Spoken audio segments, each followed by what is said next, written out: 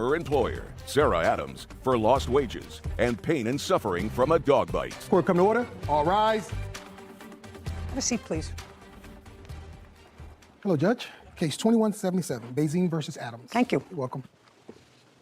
Miss Bazine, you had a job as a dental assistant. Is that right? Yes. And you went to school for that? Yes, Your Honor. Where did you go to school? Medical Institute? Did you graduate? Yes. I gather you didn't like it. No. I say that because you didn't stay in that career path for very long. Just for my own curiosity, I come from a long family of dentists. Tell me why you didn't like being a dental assistant. Had to be a reason. Cleaning people's teeth and having them fight you and tell you that they don't have cavities when they do. You didn't like the whole experience. Yeah, all the explaining you have to do. Okay, got it. Wasn't for you. No. You've got it in your hip pocket should you ever need it again, right? Yeah. You have the degree. In any event, the defendant was a patient of yours. She came in as a patient? Yes. And you got to know each other, according to you. And she offered you a job at a place that she manages. You managed a store? What kind of store? It's an appliance store, so we sell scratch and dent appliances. When was that? Oh, geez. This had to have been in May. May of 2022? Correct. Is that when you started working in the store? I started July 3rd. That was your start date? And what were your duties? Sales rep, she taught me how to sell the scratch and dent appliances, how to run the store and help her manage it. I was making more commission, so I did take the job besides the dental office. So you worked in the dental office too? No. You left the I dental left the dental office so I could pursue more money. Okay. And you did make more money? Yes.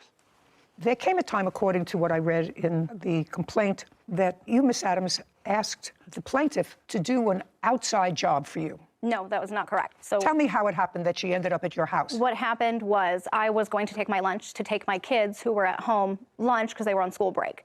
She offered to go. How old are your children? 16, 13, and 10. She offered to go in my place that she wanted a break. She clocked out for her lunch. I gave her money to go, 1, pick up the food, and 2, a little bit of gas money. She then went to my house. Just a minute, we're not there yet. She clocked out for her lunch break. I was clocking out at work. Shh. And you're the store manager? Yes, ma'am. And how long do you get for a lunch break? An hour. That's an hour during the day. That's yours. Correct. Now, from the store where she was, where she clocked out, to the place where she was supposed to pick up lunch for your children, how far was that? Because you said you gave her gas money, so it wasn't around the corner. 15 minutes away. And how far from this place where she got the food is your house? Right down the road. 5 minutes. Not even 2. 2 minutes, 17 minutes. And then she's got to get back. Correct. So that's almost 40 minutes Correct. out of her 1 hour lunch. So she was doing you a favor. Yes, ma'am. Well, why don't you just say that? So you made me go through this whole exercise. It was more than half her lunch. It gave her 15 minutes for lunch. She was doing you a favor. Yes, ma'am. Did she ask you to do her this favor? Yes. Tell me how she asked you to do her this favor. Wouldn't go through when we were ordering the food. I was already on my way home. It was 2 o'clock in the afternoon, so I was ready to go. She said, go ahead, here's some money, delivered the food to the children. Thank you for your help. Did you have to pick up the food? Yes. Okay, she I gave went you through money. The drive-thru, sat in the drive-thru, ordered the food, drove to her house. So is what you're telling me that you did not volunteer? No, I was going home and it canceled, and I said, okay, I'm on my way home anyway. Oh, so get back, step back. Did you order food I to send did, to your and it kids? did not go through. Okay, so you ordered food to get there.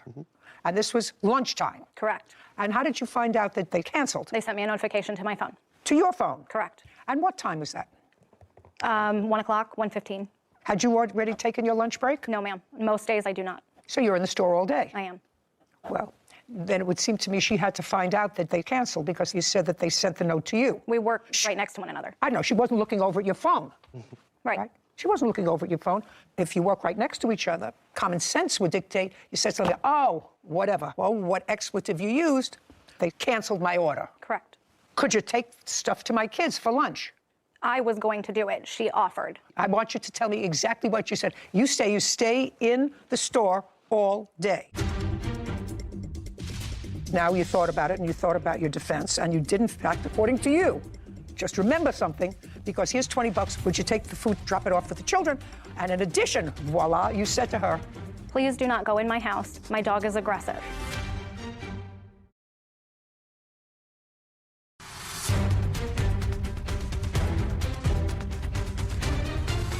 Mila Bazin claims her former employer, Sarah Adams, owes for injuries from a dog bite.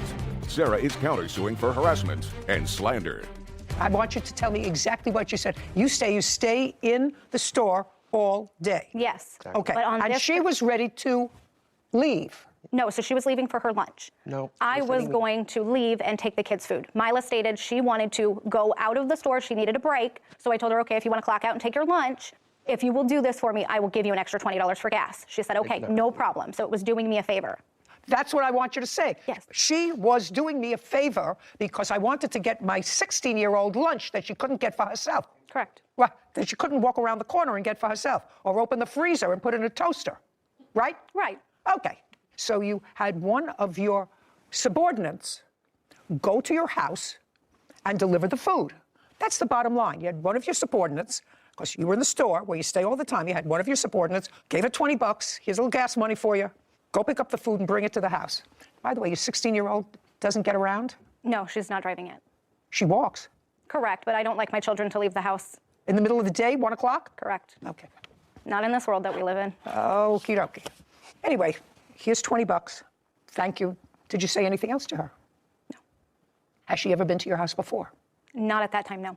Prior to giving her money and say, could you pick up the food and drop it off, she had not been to your house before. Correct. I did state to her before she left. Just a second. She had not been to your house before. Correct. Now you thought about it and you thought about your defense, and you did, in fact, according to you, just remember something, because here's $20. Would you take the food, drop it off for the children? And in addition, voila, you said to her, Please do not go in my house. My dog is aggressive. And that's I why- did tell her to call me when she got there. I would call my daughter, have her go out and get the food. And Your Honor, I do have a video of my Ring doorbell of what happened. I'm going to watch that. Okay. Because what happened was there was a lot of food, according to what I've read. It needed 3 children. It needed 2 trips. Daughter took in some, she took the other, and she was bitten by your pit bull. Correct, but I told her do not go in my house. And she was bitten by your pit bull. Yes, in my home. She wasn't trespassing in your house, madam. She wasn't burglarizing your house. She was bitten by your pit bull. That's Right, what the but she case was is about. told- She was told not to go into my house. If I believe you. I have evidence. I'm going to look at it. Okay. If I believe you, whether I believe you or not, she was bitten in your house by your dog. How old is your pit bull? 7 years old, Where did you get her? from the pound. So you went to get food. You took your car and you went to get food. And you picked up how many bags of food for the 3 children? There's at least, I think, 2 bags, or 1 big bag, and then 2 drinks. 3 drinks in total. I had to carry 1 drink back in behind April. I should have waited in the car, but Now, why should you have waited in the car? Why? now that I'm bitten, I say that. Well, what would have made you think that you should be waiting in the car? No reason. Did Miss Adams say to you when you left, No, Your Honor. text me when you get there, my daughter will come out? Yes, to make it easier for me, but not because she told me she had a killer dog. Did she tell you she had any dog? No, I knew of one little dog, her little Mookie, her baby Chihuahua dog. Your Honor, I bring a dog with me to work every day. That you Okay, just and got while I was Just a working second, there. Just a second. Don't interrupt. She said she knew of one little dog, a Pekingese. That's all you knew about. I knew of her Chihuahua at the time. The Pekingese came later. She inherited her dad's dog, but all I knew of was her little Mookie Chihuahua. I also have a Chihuahua. I thought we both had Chihuahuas. I would not go to anyone's house if they had a killer pit bull. Pit bulls, period. Okay, you picked up the food, you got to the house. What did you do? April came out to the car, grabbed what she could. I had the remainder drink. I got up and followed Miss April inside the house. Once we got to the door. Is April the 16-year-old? Yes. That's you. Once she stepped inside, I stepped in behind her. She turned around to grab it, and the dog was right there. Step up. Bit my leg. Okay. April, do you have friends? Yeah. Do they drive? No. None of them? No.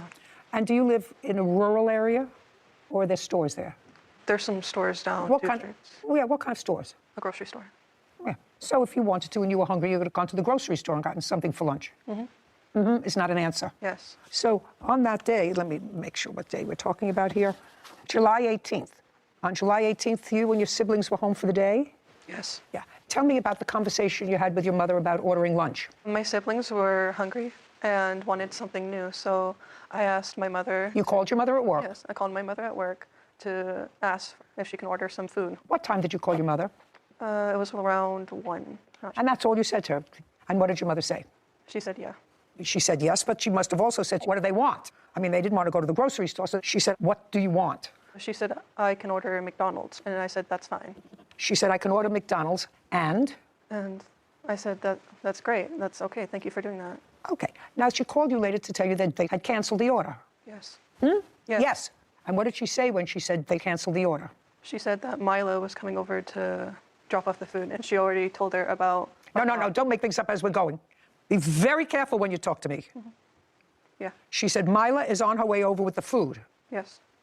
Now, Mila came over. She pulled her car up in front of your house. Yeah. And did you see her pull the car up in front of the house? Yes. Okay, did you come outside? Yes. Come on. Came outside. Did she get out of the car? We're going to go step by step. She got out of the car? No. She stayed in the car? Yes. And you took a bag? I took all I could, 2 bags and a drink. Okay, but that wasn't all the food there was. Yes. I told her I would come back for the rest. Did she say that to No, you? Your Honor. I didn't hear you say to her when she turned around, stay out there. I didn't hear you say that to her. Is that Do you the- understand? I didn't hear you, and I heard everything. Say that to her. She had one drink that she was going to give you, and she actually leaned over to give it to you. I didn't hear you say anything to her.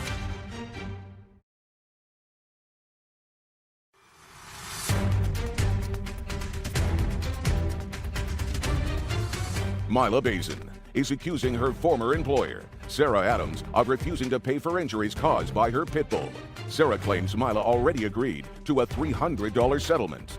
Now, she got out of the car? No. She stayed in the car? Yes. And you took a bag? I took all I could, 2 bags and a drink. Okay, but that wasn't all the food there was. Yes. I told her I would come back for the rest. Did she say that to No, you? Your Honor. I was just nice and got out of the car and followed her. Yeah, you didn't have that much of a discussion. It doesn't make sense that you had that much. So there was a drink left? Yes. So she was walking in following you with the one drink? No. She didn't follow you into the house with the one drink?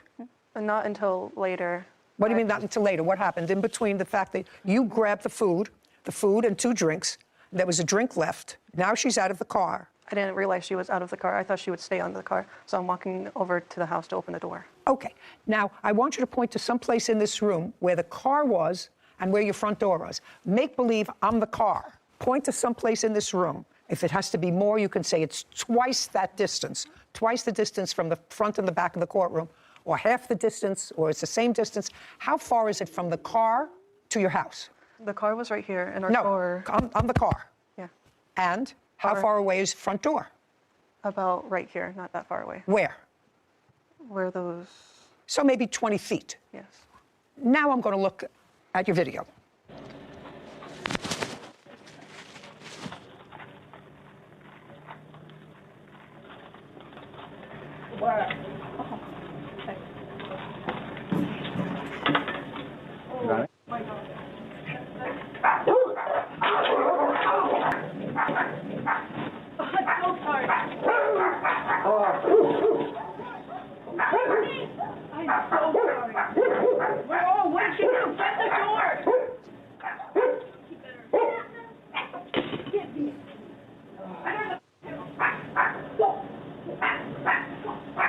Give me a towel. I'm so sorry. Give me a towel, hurry.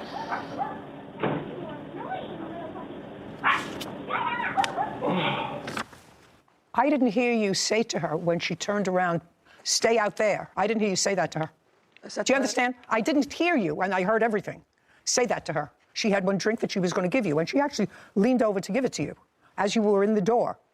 I didn't hear you say anything to her. Stay outside, don't come near here. That's a long walk. I didn't hear you. Is that because you didn't say it?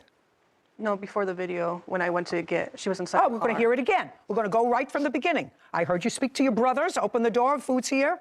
I heard that. I didn't hear anything else. I may have missed it. We're going to play it again.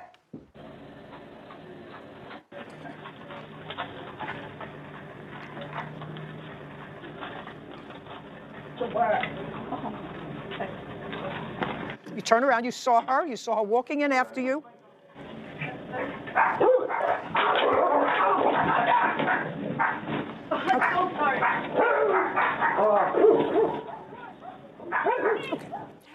Anyway, Miss Bazin, as a result of this dog bite, according to you, you had some serious medical issues. It became infected, couldn't work for a period of time. Do you have any of the medical records? Yes. I'd like to take a look at them. I have them, the bill and the records. You want just the records? Yeah, both. Color coordinated by paper clips.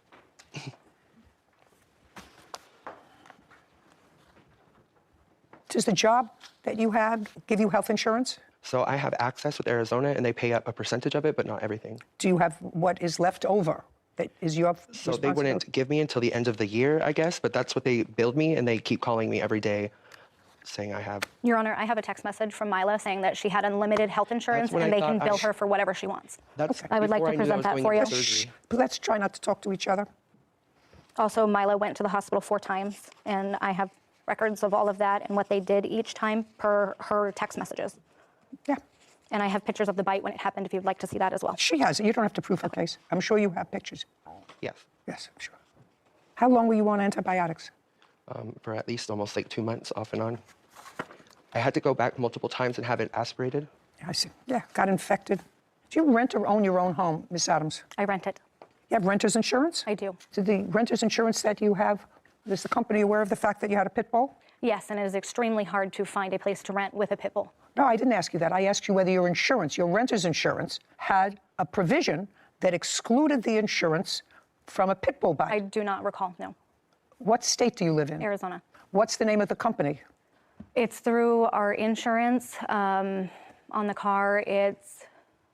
I'm not 100%. Did you notify them of this dog bite? No, I did not. Why not? Because she even said it was her fault. It wasn't her fault. It was your fault. You had the dangerous animal. How is it my fault? Just a I second. told her Don't not to go in my house. Don't ask me any questions, madam, and I'm going to tell you something. Based upon that video, there's no indication that you told her, don't go into my house. I told her at work. Listen to me. Based upon what I saw, if you knew that you had a dog that was territorial and she shouldn't go into the house, then you, when you speak to your daughter who was too lazy to go to the grocery store, say to her, I have one of my employees that I'm sending with your food, which is exactly what happened.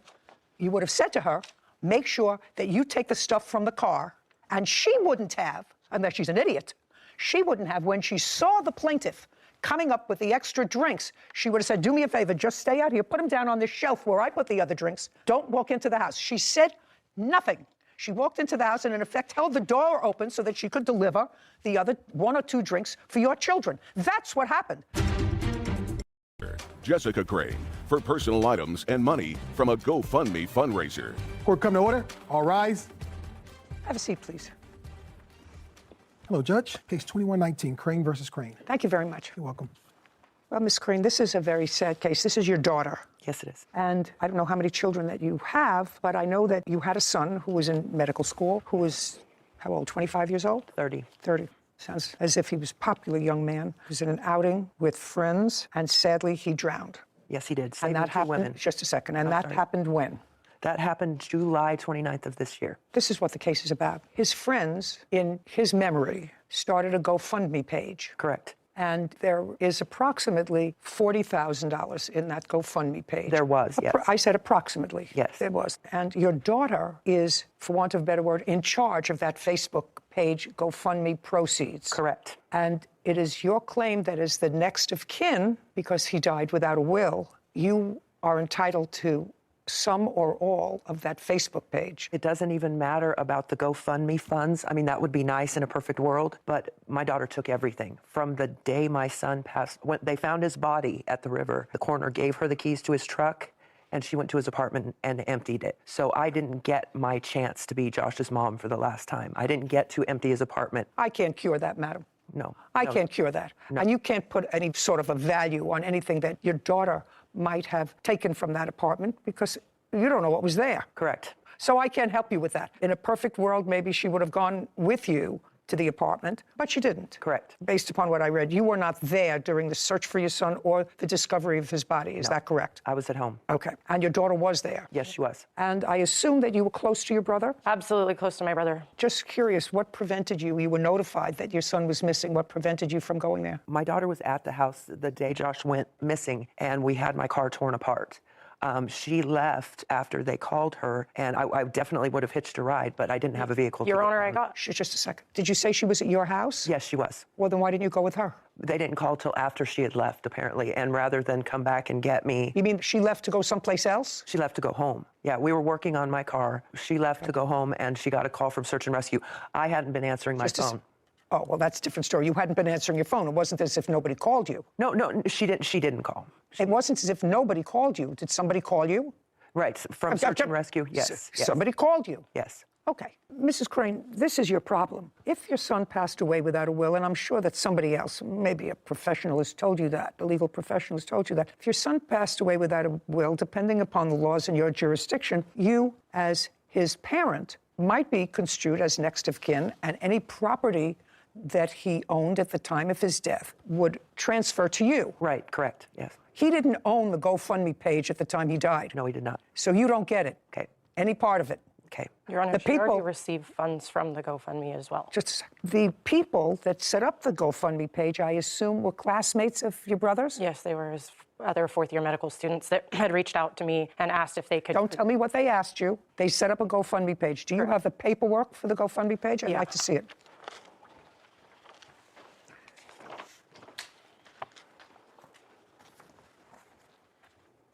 Okay, so they raised $39,287. Correct. Okay. Is there anything that is in writing that makes you either the beneficiary of? The organizer of Would you do me a favor? Look it up. Underneath the photo. It does say that I am the beneficiary listed on there. Thank you. You're Jessica. I am. Okay. Is organizing this fundraiser on behalf of Jessica Crane. That's her.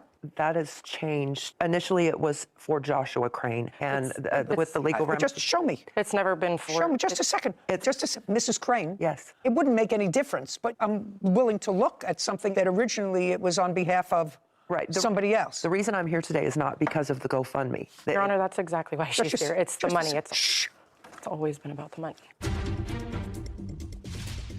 All right, how are you going to pay the note on a $14,000 truck? I plan on returning to work. This incident has taken my job, believe it or not. Actually, I don't believe it. Your Honor, I work Just 3 jobs. Just a second. Actually, I don't believe it. And later today, What kind of narcotics were found inside the vehicle? It's alleged that it was a... No, it's not alleged. This is a police report. I'm asking you, what kind of narcotics were found in your car?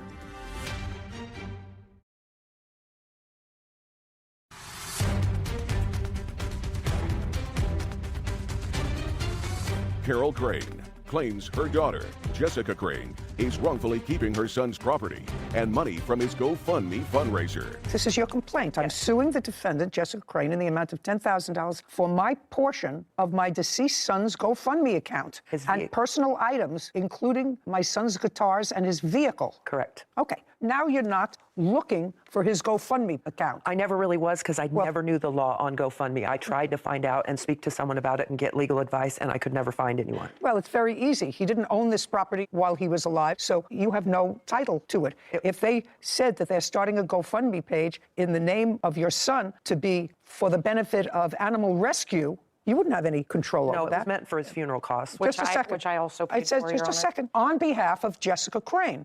Right. On behalf of Jessica Crane, just for my own curiosity, I'd like to know. Your son was buried at some point? He was cremated. He was cremated. And I have the receipts. I paid for his obituary, his cremation. Okay, so what I'm asking you is, there were no serious funeral costs. I got everything nothing donated on my substantial. funeral. That's not true as Just well. a second. I'm asking you, Mrs. Crane, did you pay anything for your son's funeral? No. Okay, that's all. So it's not as if you had any outlay of money for this. You know what I find sort of troublesome? I find troublesome that his friends, because that sometimes happens, it's human nature, you feel so badly about something, you want to do something, and probably the easiest thing to do is to raise money. And the easiest thing for probably these people who are in their 20s and 30s is to start a GoFundMe page. I mean, it just would seem to me if they wanted to do a scholarship for him at the school, if they wanted to do something else, this is for those people out there who are watching, who are GoFundMe people. I've seen some of the more ridiculous ones, you know, and there are good-natured people out there who see these things and will donate $5 and $10. Oh, my goodness, they need funeral costs. Well, in this case, there were no issues, and almost all this money, $40,000, is left. What are you going to do with it? So there's a couple things that I planned on doing with it. It's why the money has been sitting in account. I just want the people who donated this money to know what you're going to do with it. It's not for you to buy anything for yourself. Your Honor. That would be ridiculous. That's not what was in their minds. So I want to know who I'm dealing with. Your Honor, after all of Josh's expenses were paid for, which I paid for using that money, I am very close with the dean at UC Davis, who is a good friend of my brother's as well, and they have talked about setting up a scholarship fund for my brother, and I was going to donate a portion of that money back if UC Davis decides to set that up on his behalf. And then I also wanted to set up scholarship funds for my sons, who my brother was very close with. So what you're telling me is you're going to give a little to UC Davis for a scholarship in his name, and you're going to use some for your two sons for their education. Absolutely. Well, that's really not what it was intended to do.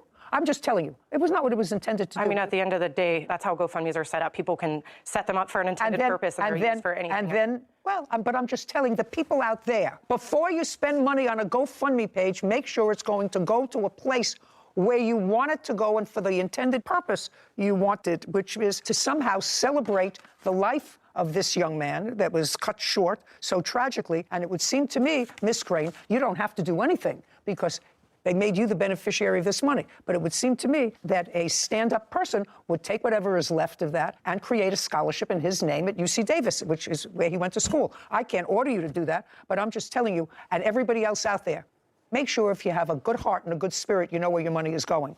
Okay, so you're not entitled to any of the money. Now, did you take your brother's guitars? I cleared out my brother's entire... Just a second. Yes, Your Honor. Just answer. Yes, Your Answer Honor. the question. And how many guitars did you take? 3. Where are they? They're at my house. Now, I don't have to do this. Would you like one of your son's guitars? Yes. Would you like one of your son's guitars? Do you have any of your son's guitars? None. Your Honor, my mom has a long history of substance abuse. She's bought gifts for me in the past, and she's pawned them off. And I would like to keep them in my family, so that's where they stay. So that's why I have possession of them, because I don't want them going to a pawn shop. I was told I could visit one of my son's guitars at her home. Just a second, do you play guitar? No, I just want it because it's my son's, and Well- I bought 3 of his guitars for him. None so of these guitars were purchased by her. They're very expensive guitars. My brother purchased I can't every one order of her to his do guitars. anything. I'm just asking her whether she would give you one of the guitars. And she said no. The next thing we have here is a vehicle. Now, tell me about the vehicle. So Josh didn't have a lot. He was a 4th-year medical student. He has a truck, a Toyota, a 2019 Toyota Tacoma, that he still owes about $14,000 on. I have that here, $13,841.76 on.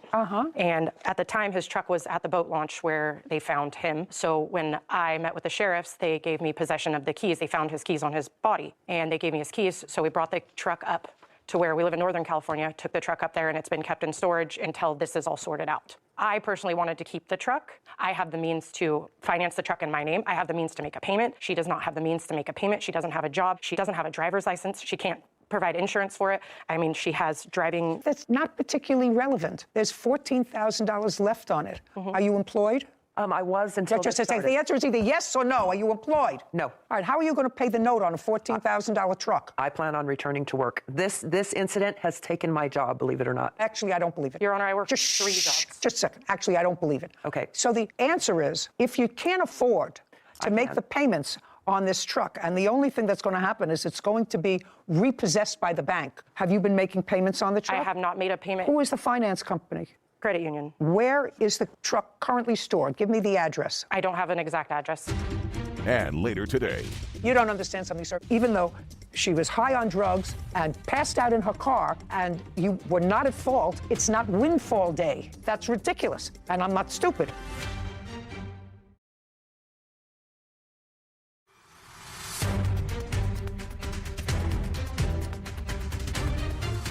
Carol Crane claims her daughter, Jessica Crane, is wrongfully keeping her son's property and money from his GoFundMe fundraiser. I want to see the paperwork on the loan.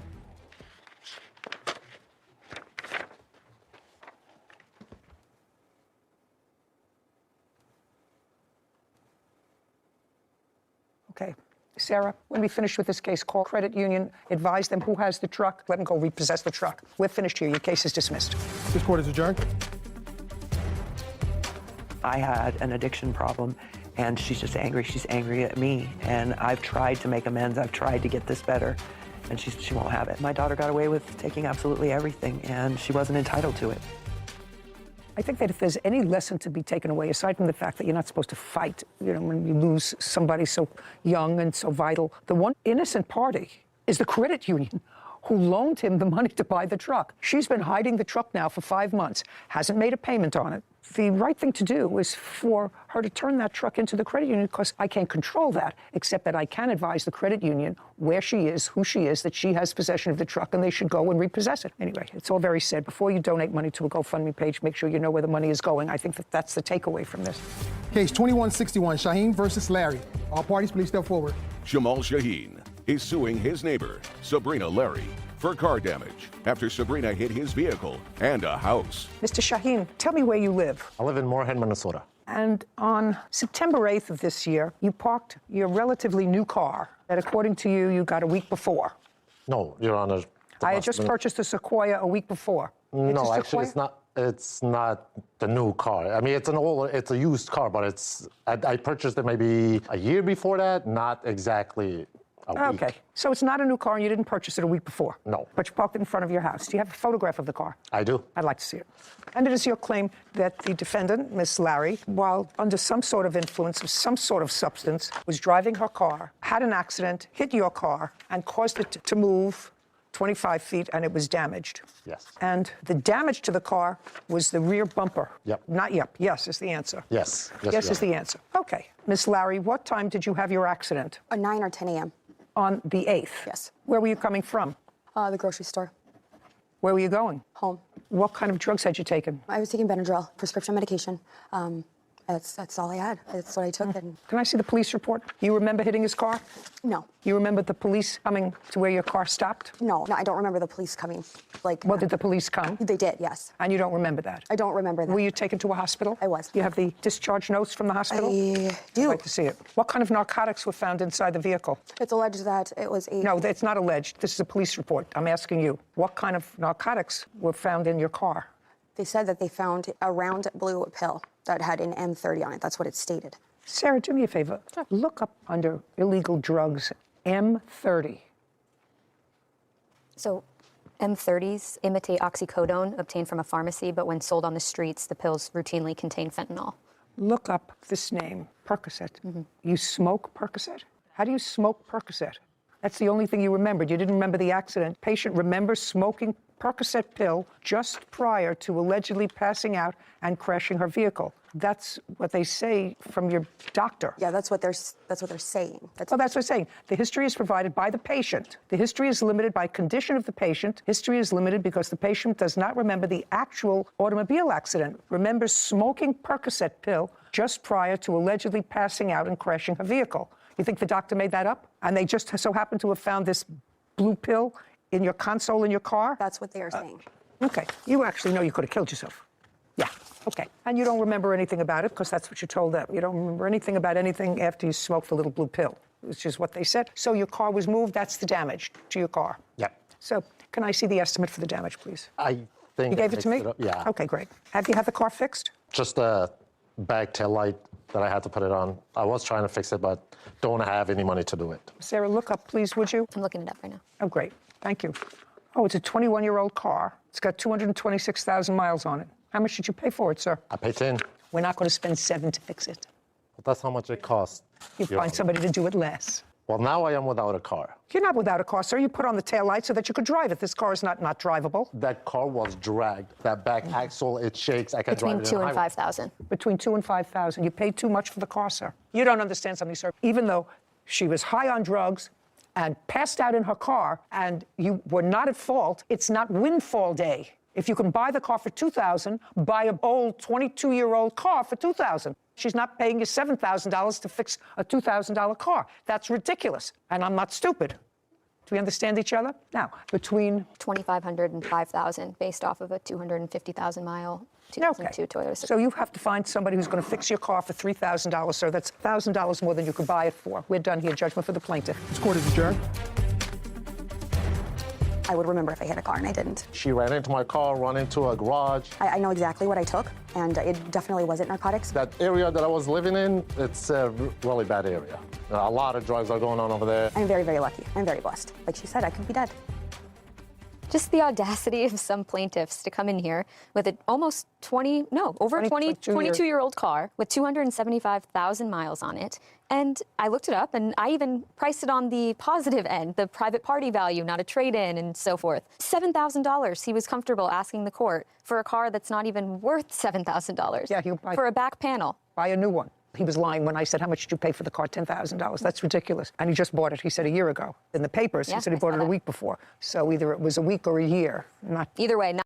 Zachary Martin is suing his neighbor, Nancy Morrell, for property damage after his car was vandalized.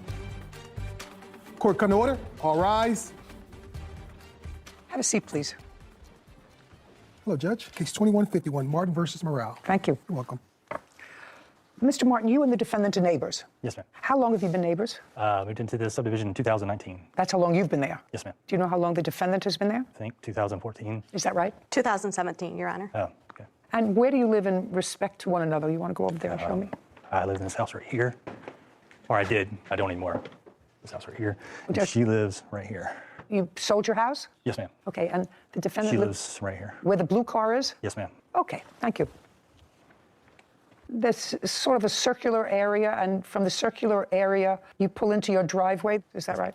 Okay. It is your claim that the defendant keyed your car. Yes, ma'am. And when did this happen? January 22nd, 2022. The defendant says that she did not key your car. She has a counterclaim. She claims that she was falsely arrested and held overnight in jail. That is a lie. But just a Okay. That's her claim, that she was falsely arrested, that she spent a night in jail. She had to hire a lawyer, did hire a lawyer after her lawyer requested several adjournments. You were not, at least physically, in the courtroom at the time of the last adjournment, and the case was dismissed. So let's go back to prior to January 22nd. I assume that if you're alleging that the defendant keyed your car, that you have some negative history with each other. Yes, ma'am. Starting when?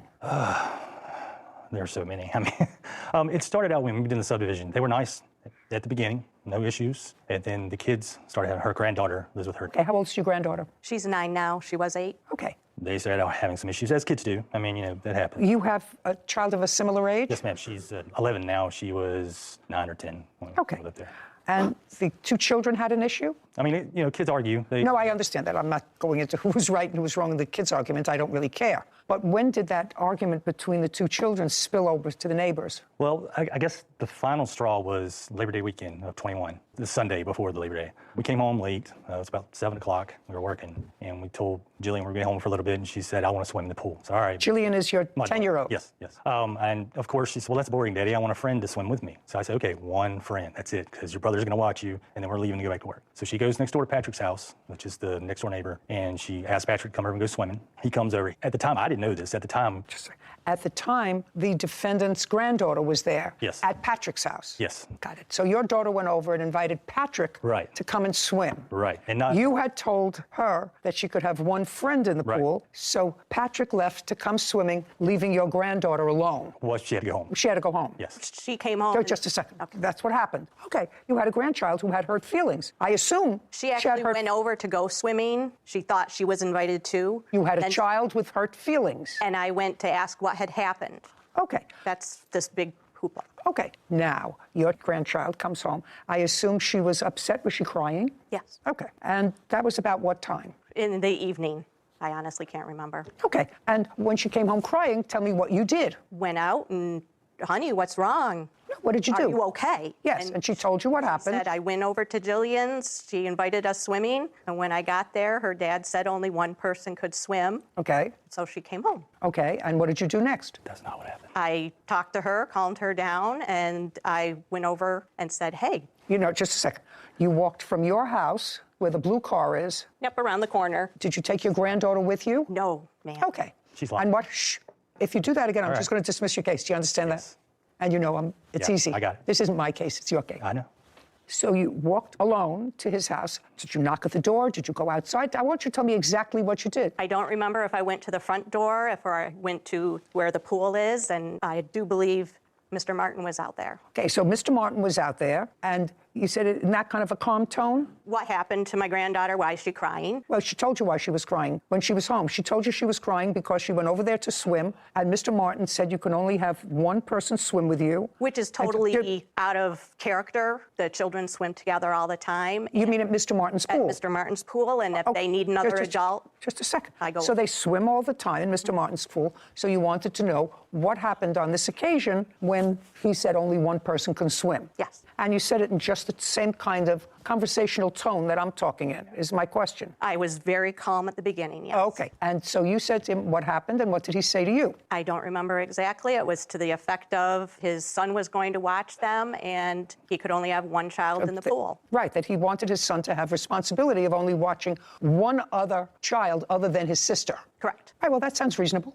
And that's fine. Just a second. So how did it escalate? He said, I only wanted one child in here. My son's going to watch the kids. We have to go back to work. And that should have been it. Why wasn't it? I don't know. So I walked back out and looked at the Pathfinder, and that's what I discovered, the scratch across the back. Bright white, so that indicates it's fresh. I told her while she was standing there, you're going to jail. I'm going to call the police. Okay, now I'd like to see the video.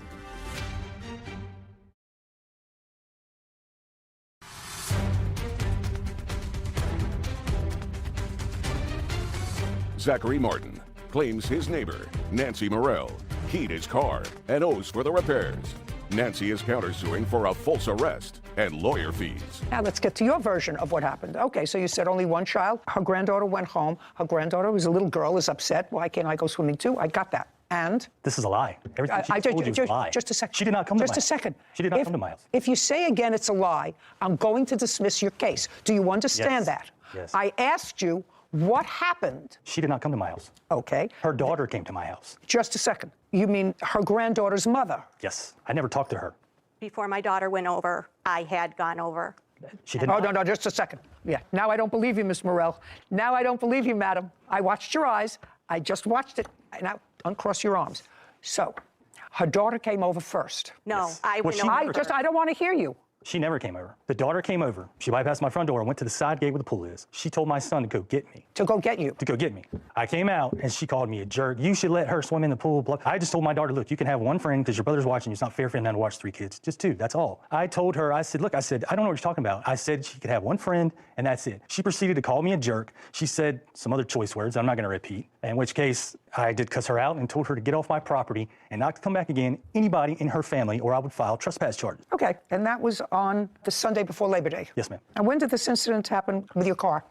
January 22nd. After that incident on Labor Day weekend, did you have any other contact with the defendant? Yes. When? I think it was right after Jillian's birthday on November the 21st. I think it was like a week, like December the 1st, I think. And this is really sick, but it got to the situation where she would watch my kid. And every time my kid would go to Aubrey's house or Patrick's house, she would take toys, she would unpack her stuff. And I told her, I said, look, you can't play with her.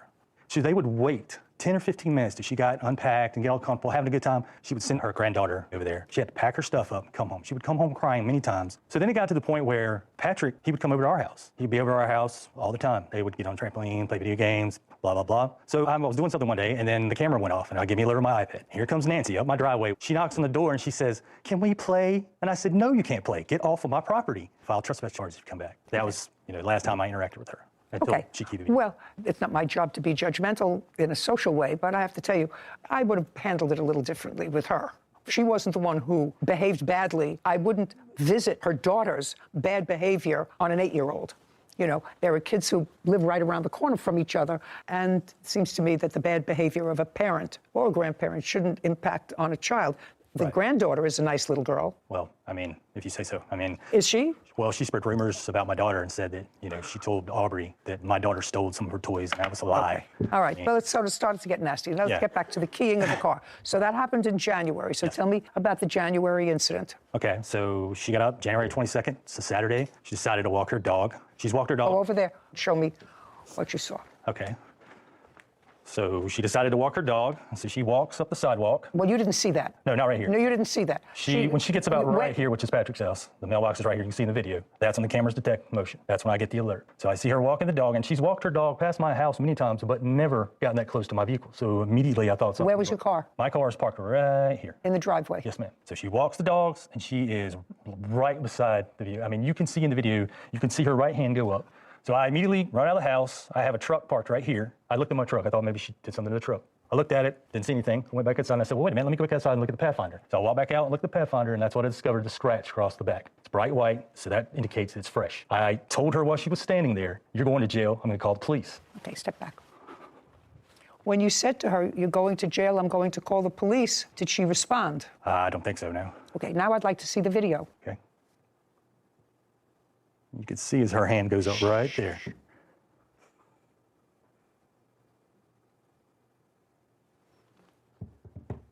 I'll take a look at it again. Is there any reason that you stopped behind his car? Is there any reason? Stopped to sniff. I stopped with him. You see her right hand right there. I'm moving my arm as I walk. Yes, and that's where the scratch is. Okay, can I take a look at the photographs of the scratch, please?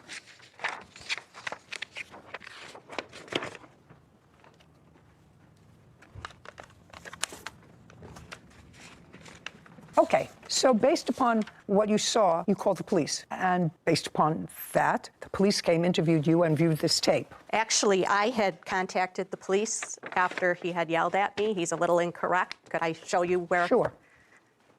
I did walk my dog around here. His cars impede the sidewalk, so I moved. And I had completed my whole route over to about here, and he did indeed come out and yell at me. I caught a few words of it, said, "I'm walking my dog," waved my arms, and continued on. That's not the first time he has yelled at me as I've been walking, and I went home and I filed an incident report, and I do have that. Just a second. The second time I've been walking and he's come out and yelled at me, it's very unnerving. That's a lie. We're very far. Sorry. It's going to cost you getting your car fixed. It's something you don't understand. I have it. Something you don't understand. I'm allowing both of you to tell me your sides of the story. You can't say that's a lie. Do you understand? Yes, I'm ma'am. not cutting you off. I let you tell me your story, sir. I let you tell me what happened, and I want to give the defendant the same opportunity. You can't interrupt her. Now you understand that? Yes, ma'am. Okay. I will tell you what I don't understand, Miss Morell. You see, if I had got into a kerfuffle with him, which you had, because he said you and your granddaughter, which I actually think was socially wrong with regard to your granddaughter, but with regard to you, he doesn't want you there, right? I wouldn't walk up a cul-de-sac to go past his house. If it were me, I see plenty of space where you can walk. You can cross the street from your house and walk in the street the other way. And then when you come back, you can walk the other way. You don't have to go inside that cul-de-sac to walk anywhere near his house. That's looking for trouble. Can I just say something? About what? The trend that another gentleman, he tried to accuse of trashing his car. Are you her husband? Yes, ma'am. Okay, I'm going to let you stand up now, and you're going to show me where he accused somebody else of keying his car in the back in January. Show me.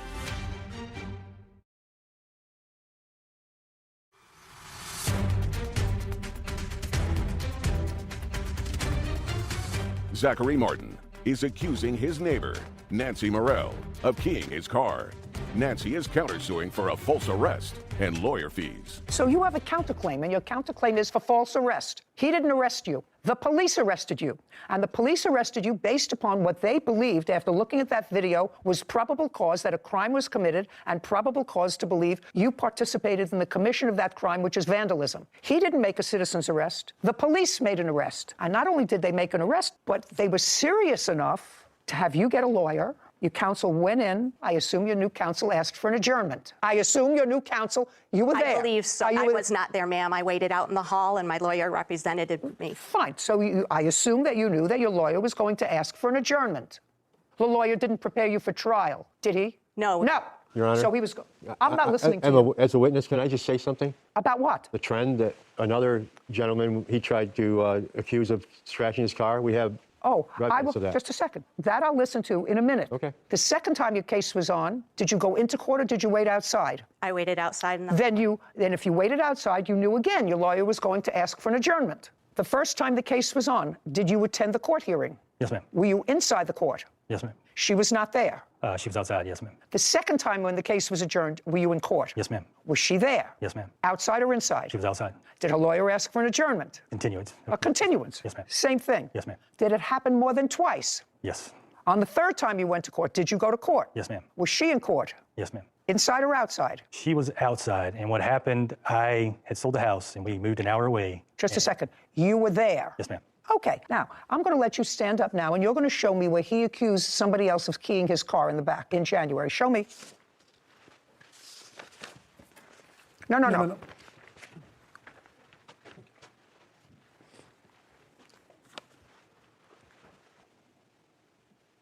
Well, this says that on January 18th, which was 4 days before this incident, you reported another vandalism to a Nissan Titan. Yes, ma'am. Is that the car that you saw her key or believe she keyed? No, ma'am, that's a different vehicle. That's what I thought. That's a different vehicle. That has nothing to do with this car. Well, the gentleman that he accused of, he didn't even have arrested or didn't want to press charges. Just a second.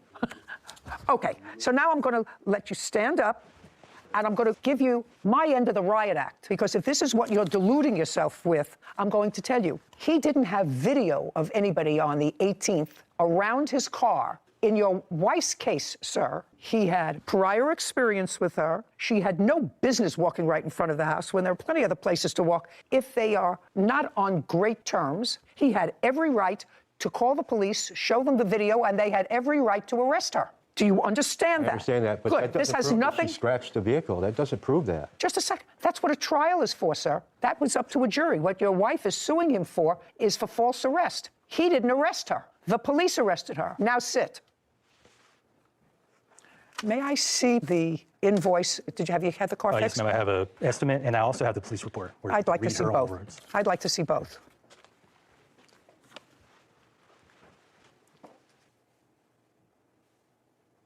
So the police officer indicated that after you were told about what the officer saw on the video, you decided to make no more statements about the incident, and you were placed under arrest for malicious damage. The officer also reported that the scratch on the back of the car was fresh because there were fresh paint chips on the street that were red paint chips. There's a red car that came off that car, which demonstrates to the eyes of any layperson that since there's traffic back and forth there, if there are fresh scratches and fresh paint, it means it just happened. So your counterclaim for false arrest and anything attendant thereto is dismissed. I did not do it, Your Honor. Right, well, okay, maybe the case was dismissed. That doesn't mean you're entitled to money from him. Police had probable cause to believe that a crime was committed and probable cause to believe that you committed that crime. The rest of it is up to a jury. So you have a beef with the police department, not with him. They had an absolute right to arrest you.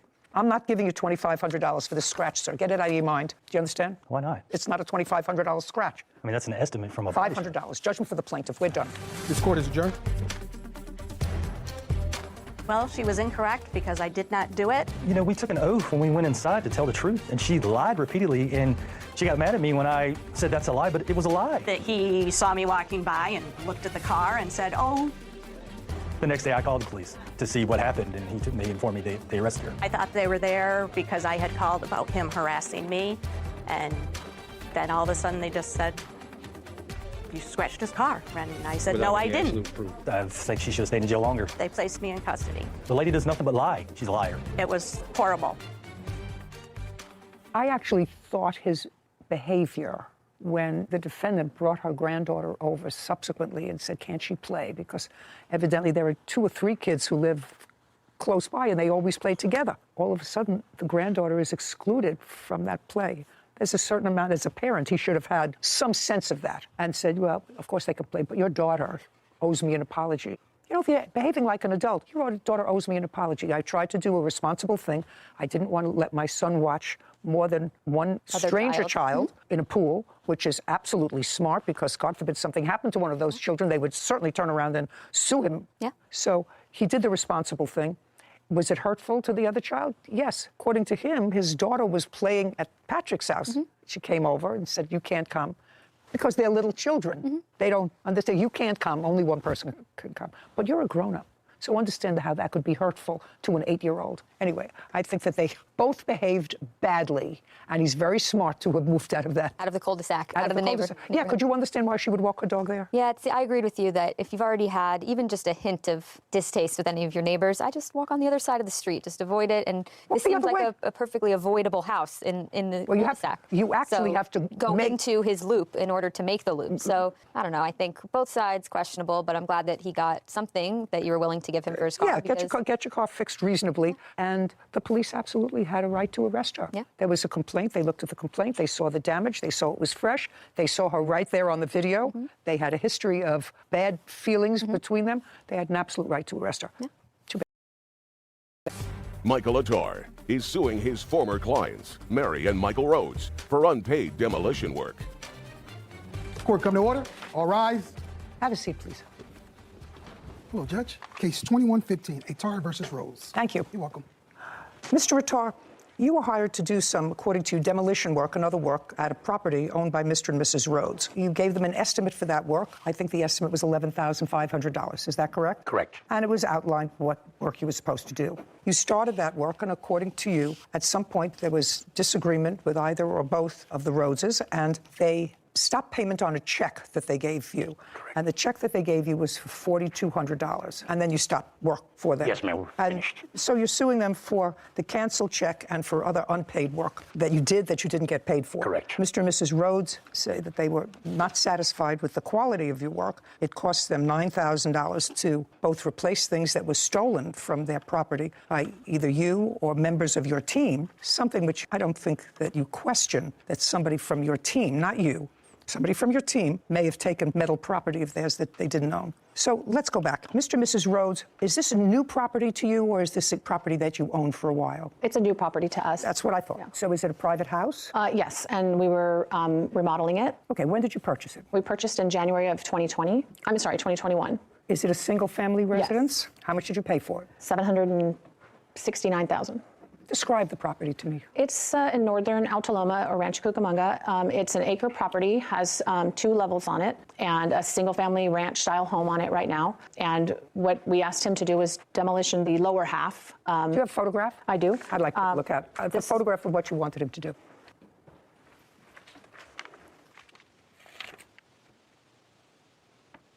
That's what the lower half looked like before.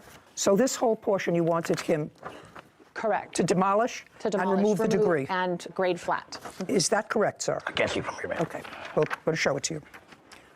To demolish it, flatten it, fill it in. Remove all the debris.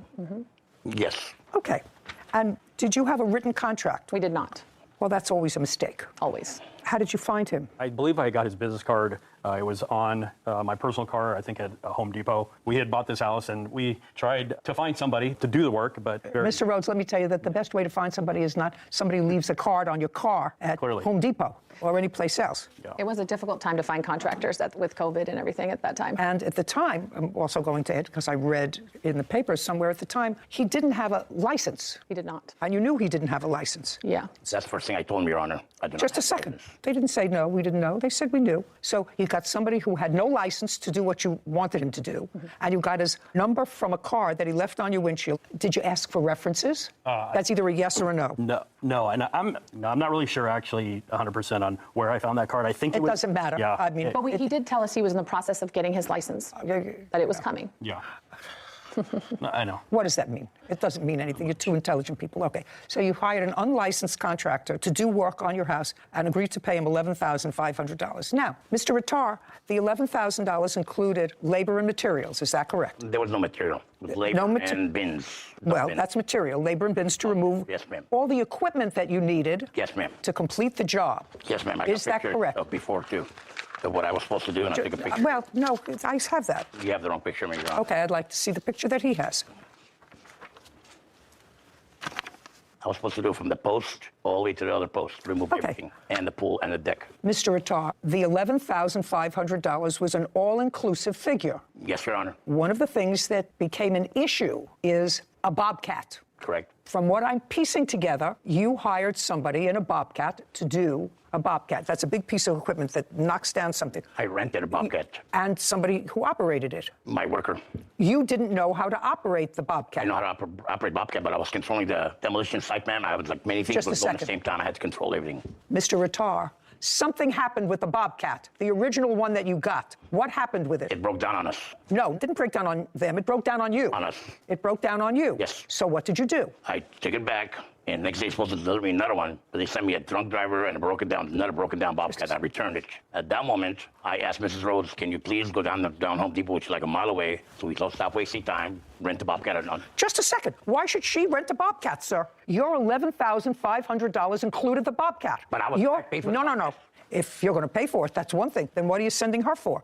If your $11,500 figure included all materials, then she doesn't have to rent a bobcat. If you rented one that didn't work, rent one that works. How much of a down payment did they give you? Presumably was $4,000. When did you start the job? I started the job on the 15th of January. When did you leave the job? I was asked to leave on the 2nd of February. On February 2nd? Yes, ma'am. Not to go back, I'll call the cops on you. Between January 15th and February 2nd, other than the $4,000, did they give you any other money? Yes, Your Honor, they did. How much money did they give you? They gave me up to $7,000. So they gave you an additional $3,000? Yes, and $1,000 check. Your Honor, that was within the first week we gave him. It doesn't matter to me. My question was between January 15th and February 2nd, they gave you $7,000. Correct. Explain the other $4,200, which is the check that they stopped payment on. Okay. I'll happily explain to you. The bobcat she rented for me on her behalf, it cost $329 to rent per day. And I rented for 1 day only, but they charged me $800. No, that's not correct. Just a second. I didn't ask you anything. Okay. Do you have a photograph of what the property looked like when you left? Yes, ma'am. The last picture I took before I was kicked out of the property. You're talking, I'm not listening to you.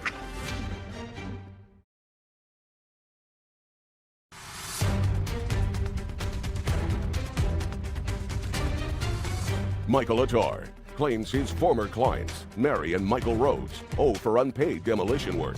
Mary and Michael are countersuing for lost wages, equipment rental, and missing property. Now, they paid you $7,000. Correct. They wrote you another check. The final check was supposed to be $5,000, but they only gave me $4,200 because they mined $800 for the Bobcat rental.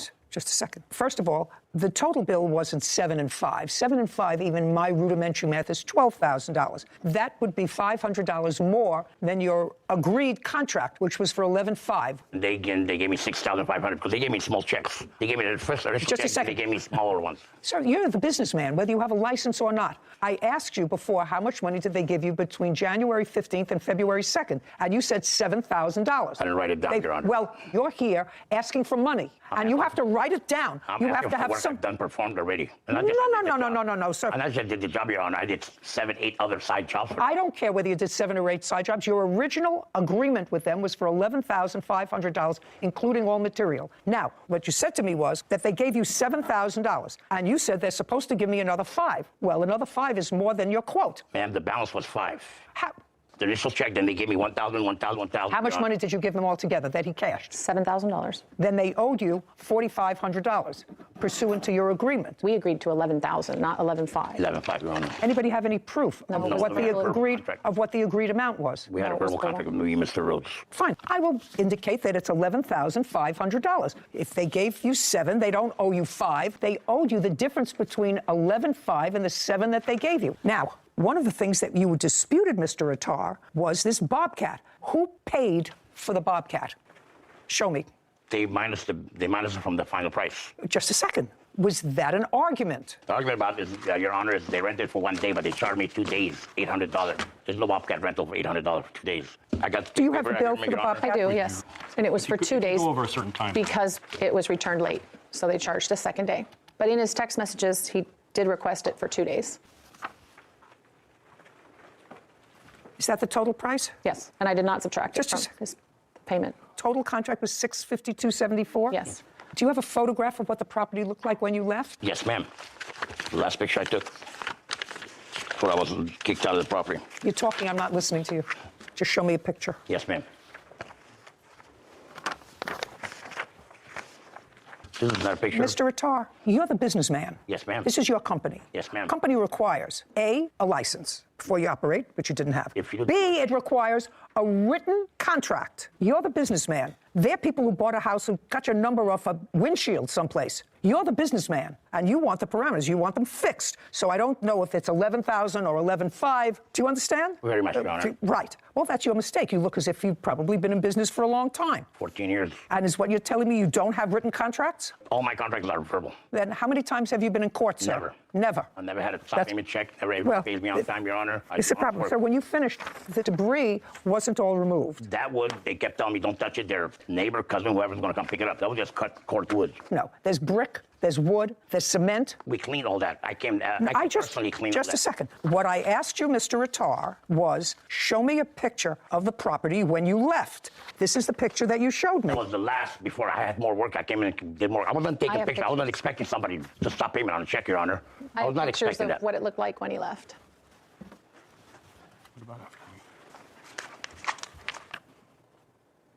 Well, what are you showing me here? This brick that's here? They piled it there and then left it there. Well, that's probably a good one. No, it was supposed to be removed. So this is the back.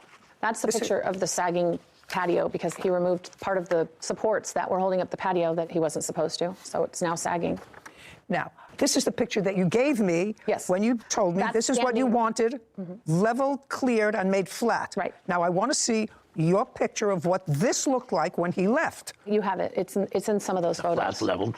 You're talking about this? Yeah. That's part of it. The close-ups, that's part of it. Well, it looks like most of the stuff is done. It looked like a lot of cleanup left. No, ma'am, we've done all the cleanup. Well, I haven't seen that, so then what you're supposed to do is take a photograph. It was also buried underneath. These are the photos of when we did it ourselves and really leveled it out. And as we were doing that, we found so much buried underneath that should have been removed, but his Bobcat person buried it all. Your Honor. I mean, buried all the debris, all the concrete brick. Okay, let me see the bill from the... No, we did it ourselves. We rented equipment and did it ourselves on his vacation. Oh, nice. Yeah. Okay, $4,500 is so far what's owed on this contract. Now, your counterclaim is money owed for lost work, equipment rentals, labor and missing damages to property. What money owed for lost work? During the second week that he was working, he called and said that his crew had left. This was the second day of use of, supposed to be use of the Bobcat that I rented. Okay, if you interrupt me again, I'm just dismissing your case. Do you understand? Thank you, Your Honor. Understand? Yes, ma'am. Very good. So just explain lost work. Who's lost work? His. Oh, forget it. Well, he called and said his crew left. Forget it. He can't finish the job. You weren't living there. Not yet, no. You weren't living there. Okay. He wants to go. I'm not interested in his lost wages for taking care of his house. So far, you owe the man the balance on his contract, unless you had somebody else do it, which is absolutely fine. And I would look at that removal of debris, what it costs you, and you're absolutely entitled to that. Deducted from what you owe him, which is $4,500. But he didn't finish the job. Just a second. You tell me, how am I supposed to gauge how much of the job he didn't finish? Did he not complete $2,500 worth, $3,500 worth, $1,500 worth? I think the $7,000 we paid him was overpaid. He didn't have to end up removing an entire pool. He only had to remove... That's your problem. Just a second. I read that. You said it's not a big pool. It wasn't 8 feet. It was only 24 inches. He gave you a price to level everything. Nothing delineated, nothing in a written contract. The pool turns out to be 2 feet instead of 6 feet or 2 feet instead of 8 feet. Well, if he was the contractor and he came out and he looked at the pool, he said, oh, this is an 8-foot pool, and it turned out it's a 12-foot pool, he'd be stuck with 11.5, just like you're stuck with 11.5 because it was shallower. Now, you owe him $4,500 unless you want to produce for me bills that you have for rental equipment, et cetera, and I will absolutely deduct that from the $4,500. Just give me the bills and the amount of equipment. Don't say nothing, Mr. Retard. Mr. Rhodes, did you rent a Bobcat? The one that I cleaned up the yard with? Yes. I rented a piece of equipment. Jump up! Yes. And you know how they pick up metal? No, I don't know that, sir. I'm a television personality. I don't know about people driving down the street to pick up metal. I've never had somebody drive down the street and say, I'm looking for metal. They don't even come down my street and ask if I want sharp knives.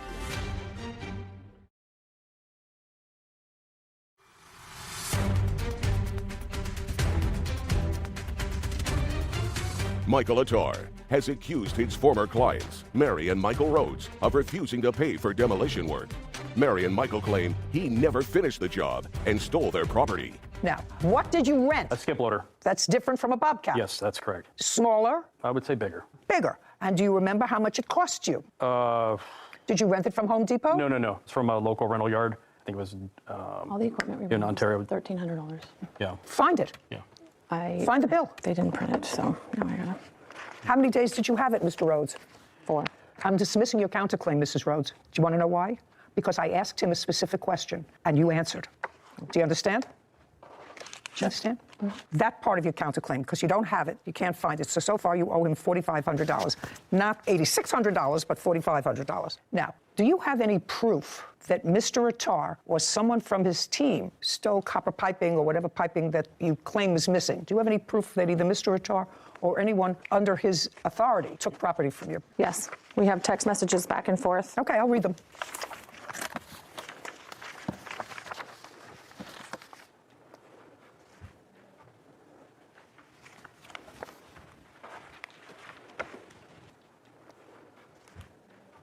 Okay, so what you're referring to with regard to the stolen property is you send a picture and there's a little piece of pipe there, one piece of pipe, and you say, Mike, did you or your guys happen to grind off 2 metal poles and concrete blocks? The kids use those for volleyball nets. And he says, oh my God, no, sir, but I'm guessing the person whom I gave my metal to, no problem, Michael, please give, and I don't see the rest of this message. Yes, so that was the beginning of things we noticed that were missing. Oh, I don't care. If this is what you're talking about? Yes, he's saying he let a metal person onto our yard, and they went and took everything that was metal. Okay.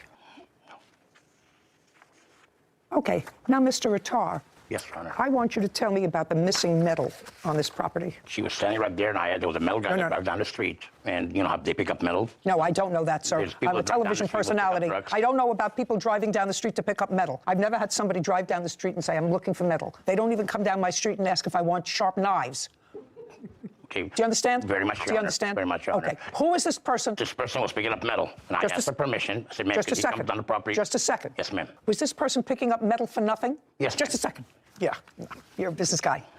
Mr. Attar, somebody drives down the street and says, you know, I see you're doing construction. Is there any metal around here that you want me to dispose of? Yes, ma'am, they do a lot. Yes, and then they look around. This is what you tell them. They look around and they take the metal for nothing. Yes, ma'am. This would be cheaper for me instead of load it on my trailer and take it to the recycling mill yard. So what metal did they take, sir? I assume Everything that I gave them. What did you give there. them? Nobody went up there and cut no poles, ma'am. Well, they sent you a picture of a pole, sir, and in response to the picture of the pole, you said, oh my God, I'm guessing the person whom I gave my medal to. I'm guessing. No problem. And then you say later, tell me what it is, and I will either look high and low to get it back or replace it. That's what you say. Yes, I offered to replace it. That's what you say. I offered to Okay, replace it. now, next question. I need an itemized list of what the value was of the metal taken.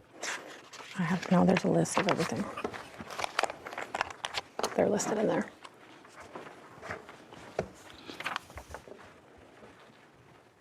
What is this? Those are all the damages, but the metal is listed in there separately of the items that are missing. No, it isn't. This is a whole bunch of other things that you prepared for but this case. It's in there underneath.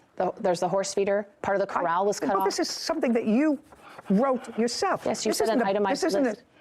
If they took 6 feet of pipe, get me a bill from Home Depot for the replacement of that pipe. Oh, I have all the bills for the replacement of metal, not what you prepared for this litigation. I'm sorry, I misunderstood. Itemized list.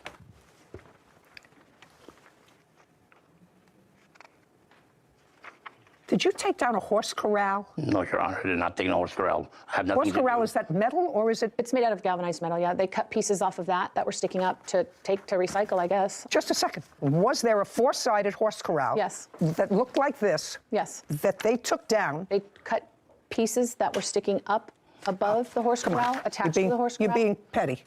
You're being petty. $306, Ram's price, galvanized wall-mounted horse feeder.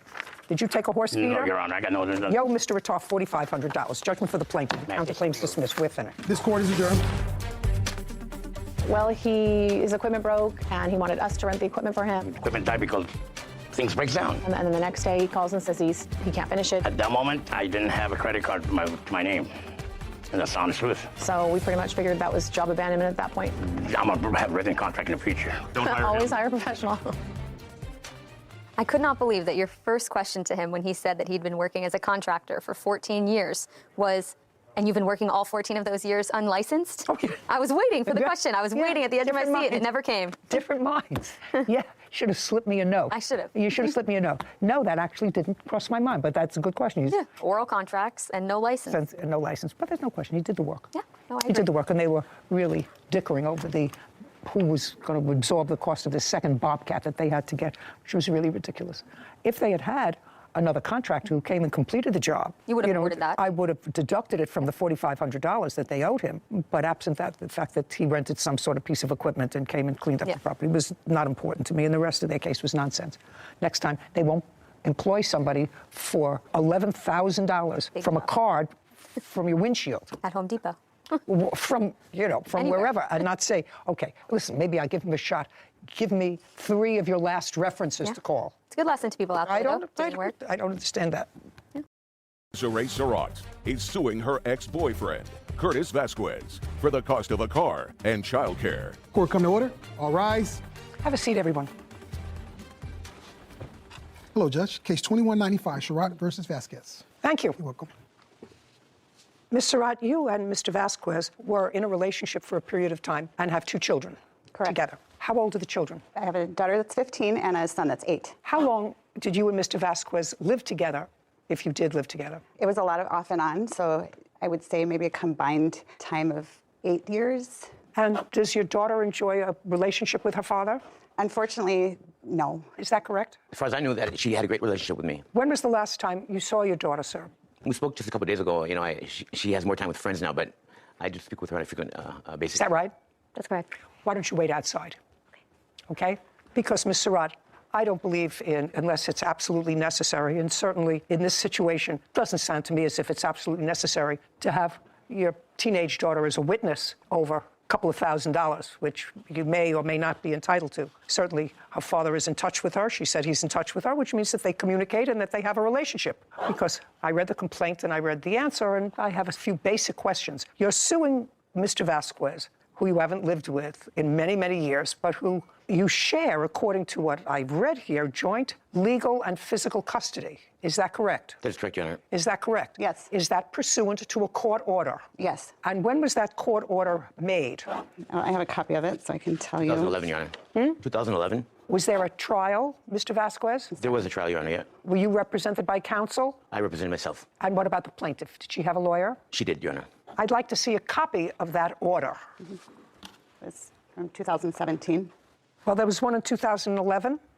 This is the original one. It hasn't changed since then. We have parenting and legal custody, and a child support order, which is separate. Oh, so the 2016 order, the ex parte order, originally granted Mr. Vasquez custody of the children.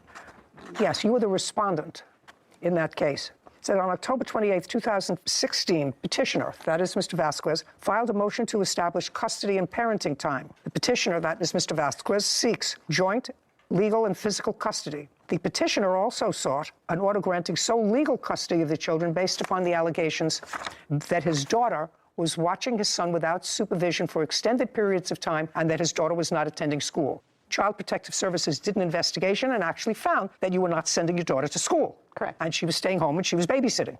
Okay. Would you tell me, without my having to go through this whole thing, was there a child support order entered? Yes. Ultimately the children remained with you? Correct. The final order. And what was the child support order?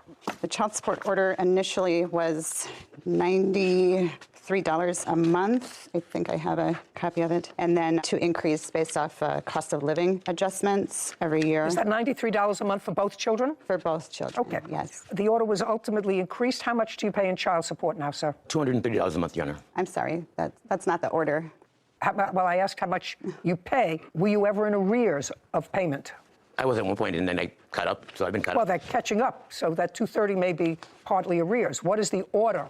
Oh, I'm completely caught up with my child support. So the current order that you're paying is $230 a month? Yes, Your Honor. Okay. This is what you're suing for. It is your claim that Mr. Vasquez agreed to pay half of certain sporting fees that the children had that are not contained in the child support order, and he didn't. So you're suing him for that, and he says that you never had such an agreement, that you enrolled the children in sporting activities, and then came to him and said, you owe me half. Am I reading that correctly? Your Honor, that's correct. That's your position? That's correct, Your Honor. Okay, so let's move on to the plaintiff's position that you wanted to change the child support order to not what he was paying, but what he was paying, and half of their sporting activities. We actually had a verbal agreement. Well, I'd like you to tell me when that took place, what you said to him, and what he said to you. So tell me first when that verbal agreement took place. It was 2021, probably. Just a conversation between two parents to say if we enroll. It's a conversation between two parents. Right. So he's seeing the children, he's paying his child support, whatever the order was. You have a conversation with him. Is it on the phone or in person? Mr. Vasquez, your father says that he gave you the money. Certainly wasn't today, because 2 weeks later, he writes back, if we could arrange for me to get the title while you were here, that would be awesome. So the story you just gave me was a whole lot of who shot John.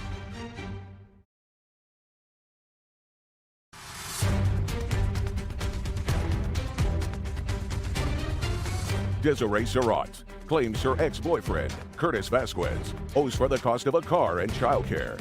Curtis is countersuing for car repairs and vacation expenses. Tell me first when that verbal agreement took place. It was 2021, probably. Just a conversation between two parents to say if we enroll. It's a conversation between two parents. Right. So he's seeing the children, he's paying his child support, whatever the order was. You have a conversation with him. Is it on the phone or in person? No, in person. At your home? Yes. Okay. And tell me about the conversation. What did you say to him and what did he say to you? I don't remember the exact words, but... Well, that's why we bring these things quickly, because now it's 2 years later. Yeah.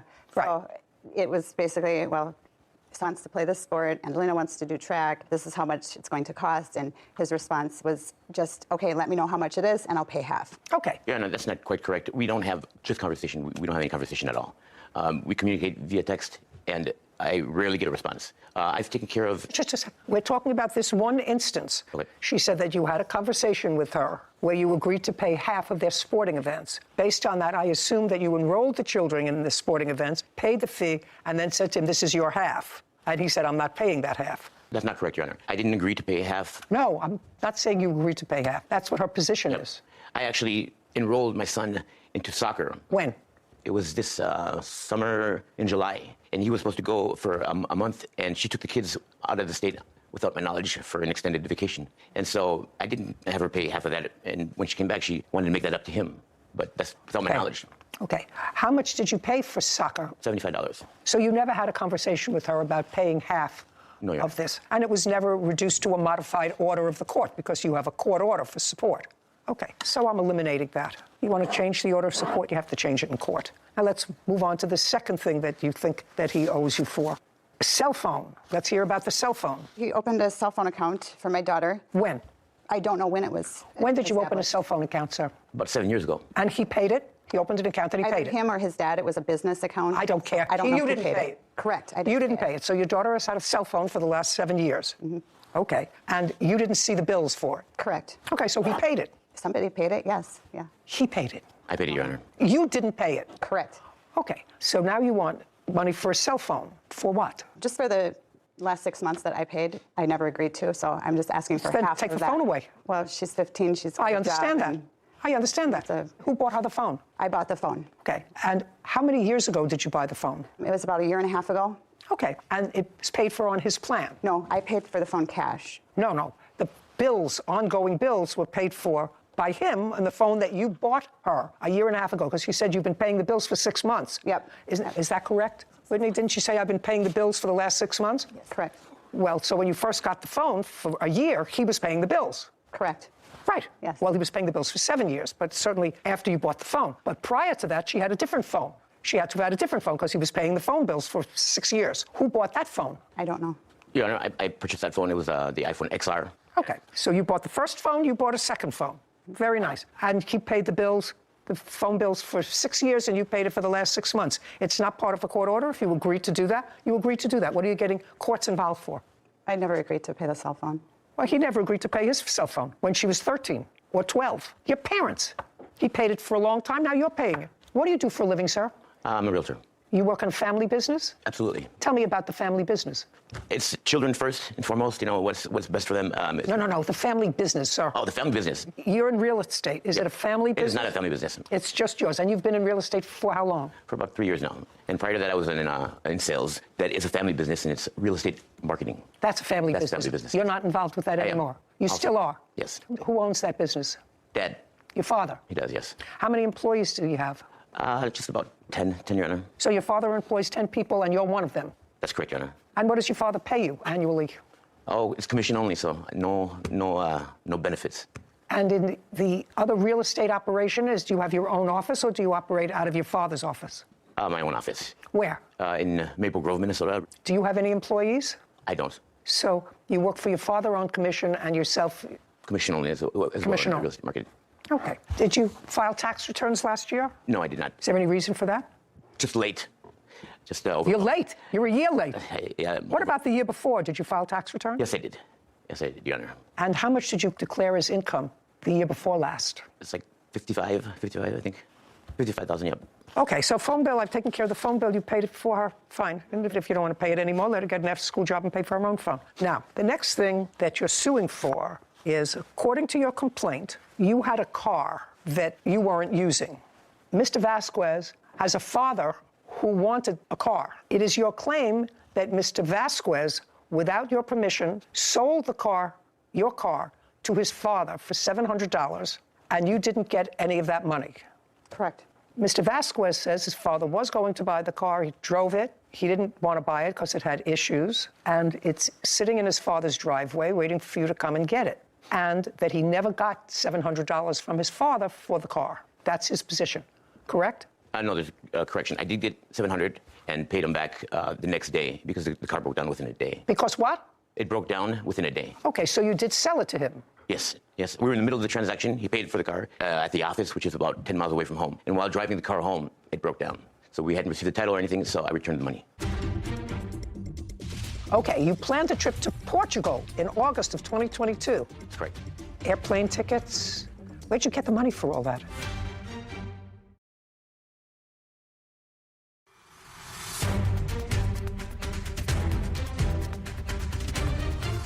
Desiree Surratt has accused her ex-boyfriend, Curtis Vasquez, of selling her car without her permission.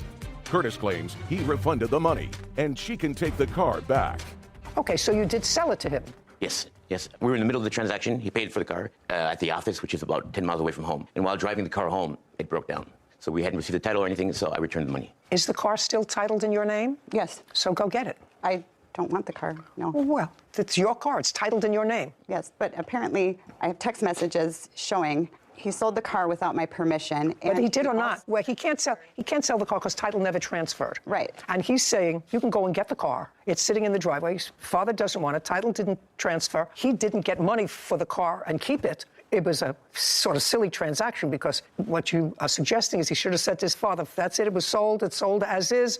You can't have your $700 back. Right, and my understanding is that his dad, through a conversation that I had with his dad did not get the money back. You can't tell me about the conversation. If you have text messages between them, I would like to see them. I do, yes. So there's those text messages. And I also have several text messages where Curtis agrees to pay me the money and also telling me the This car is ran Desiree. phenomenal. Curtis said he would take possession of the Kia, but I asked about the title. Big Curtis, is that your father? Your Honor, yes, it is. Okie dokie. Mr. Vasquez, your father says that he gave you the money. That's correct. And that it certainly wasn't a day, because 2 weeks later, he writes back, sorry, not good at checking my text. If we could arrange for me to get the title while you were here, that would be awesome. That's 2 weeks later. Your father didn't say to her, he gave me the money back. He said, I want the title. That's 2 weeks later. So the story you just gave me was a whole lot of who shot John.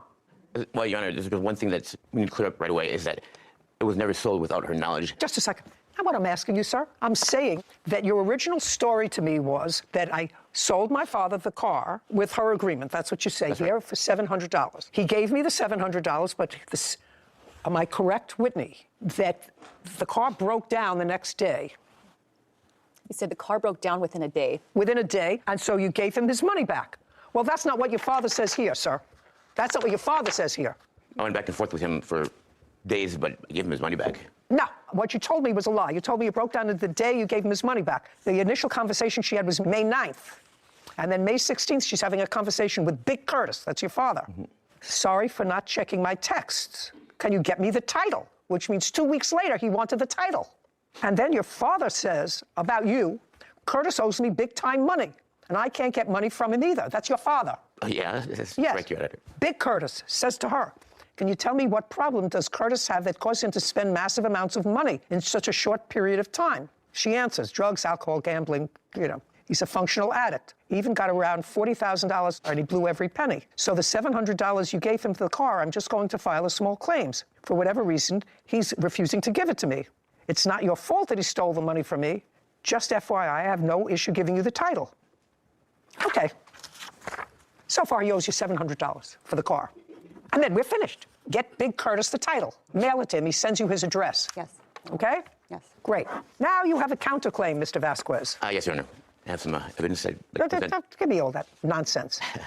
You say that the plaintiff canceled a vacation trip. You made plane arrangements to take your children somewhere, and she took the children out of state.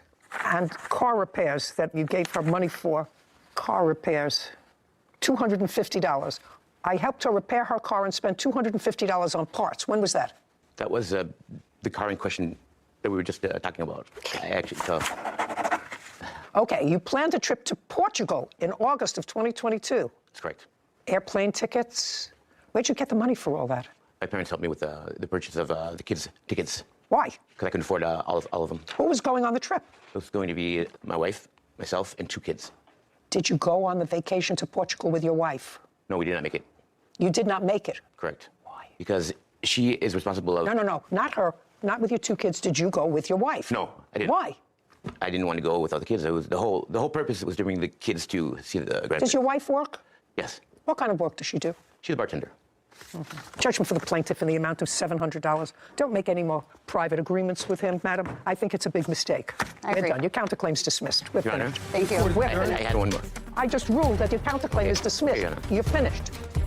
I'm a little disappointed that I didn't get everything that I felt that I was owed. Well, a bit disappointed. I felt like I had a lot more coming my way. Number one, I will not do him any favors. I've taken care of my kids financially for the last 7 years. Especially of monetary value. She feels entitled to 6 months, so be it, but I didn't agree to it. I hope that this is kind of a wake-up call to him. It's completely ridiculous. I'm just tired of having my name dragged through the mud. To do honest business, whether it's in personal relationship or business. I take care of my kids. He's got a long history of owing money, not paying it back. Always have, and always will, regardless. He runs through family and friends and dry your pocketbooks and laugh out the door. He doesn't care. Claim money for a cell phone that, I bought. And I think this is all to do with spite. Just my kids. At the end of the day, whatever's best for them. I just want to be there for the kids, and I just want to be done with the drama.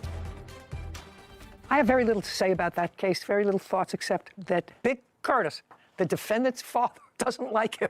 I didn't get to read the messages, but clearly, he said, what is he doing with all the money? My initial reading of that case was, maybe she's being unreasonable. She's really not being unreasonable. Yeah. I have a feeling there's not a lot more to little Curtis than we were able to see today. Mary Favre and Jason Stockton are suing Mary's brother, Michael Manry, for medical bills and personal belongings. Court come to order. All rise. Have a seat, please. Hello, Judge. Case 2117, Favre Stockton versus Manry. Thank you, Kevin. Mr. Manry, this is your sister. Correct. And that is her. Fiance. And you have a son who is 19. Yes, Your Honor. How many other children do you have? I have 3 altogether. How old? One is almost 30, the other one is 18, and then I got the 19-year-old, which one here. Okay. And your son who is now 19 is the subject of this case. Who had custody of the children? I got custody of Dakota now. When did you get custody of the children? Only when he was 18 years old. Do you have those papers, sir? Yes, I do. May I see them, please?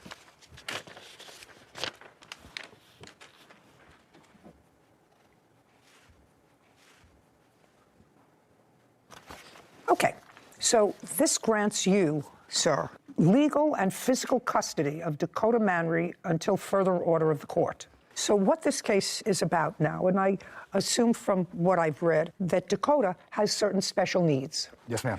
And because of his special needs, he is unemployed. Did he finish any sort of a high school? He graduated. He graduated from high school? Yes. Did he go to a special school? He went to a regular school, but he was in special education. And when he graduated, did he graduate when he was living with you? Yes. Okay, so this is what your case is about. At some point, according to you, you have a niece. And your niece wanted to have Dakota come and stay with her for a couple of days. You were at the time, according to your answer, sort of in between residences. You were evicted from one place and going someplace else? I was in the process of moving. I got my niece to go with me to, ask her if she'll bring me to go get Dakota by my cousin's house. And she said, sure. Okay. Dakota went to live for a few days, at least, at your niece's house. No, not live there. No, not live there. No, ma'am. Well, he was there overnight. He was over there overnight. How many nights was he there overnight? I think about maybe a week. I was supposed to be 3 days. So he was there. Yeah. During that time, you, who are his aunt, yes, ma'am, went to your niece's house and you saw Dakota there. Yes, ma'am. And according to you, became concerned because, according to you, it looked like he hadn't showered in a week. He was in dirty clothes. He just looked awful. So you decided to take him to live with you. I asked him, I said, do you want him to the house to stay, a little while, where he can eat and all that, because he looked like he hadn't ate either. Okay. Well, this is what your case is about. You decided to take him, didn't discuss it with his father. During the time he was with you, he had some expenses. You want his father to be responsible for those expenses, and you want his father to return certain of his personal property. That's what the case is about. Yes, ma'am. Okay. First, let me deal with all things legal. I have an order here dated January 21st, 2021, which grants physical and legal custody of Dakota to his father. Do you have any subsequent order granting you custody or guardianship, is my question. I have power of attorney. That is not the same thing. Can I see what they have? Power of attorney when I didn't give permission. Okay.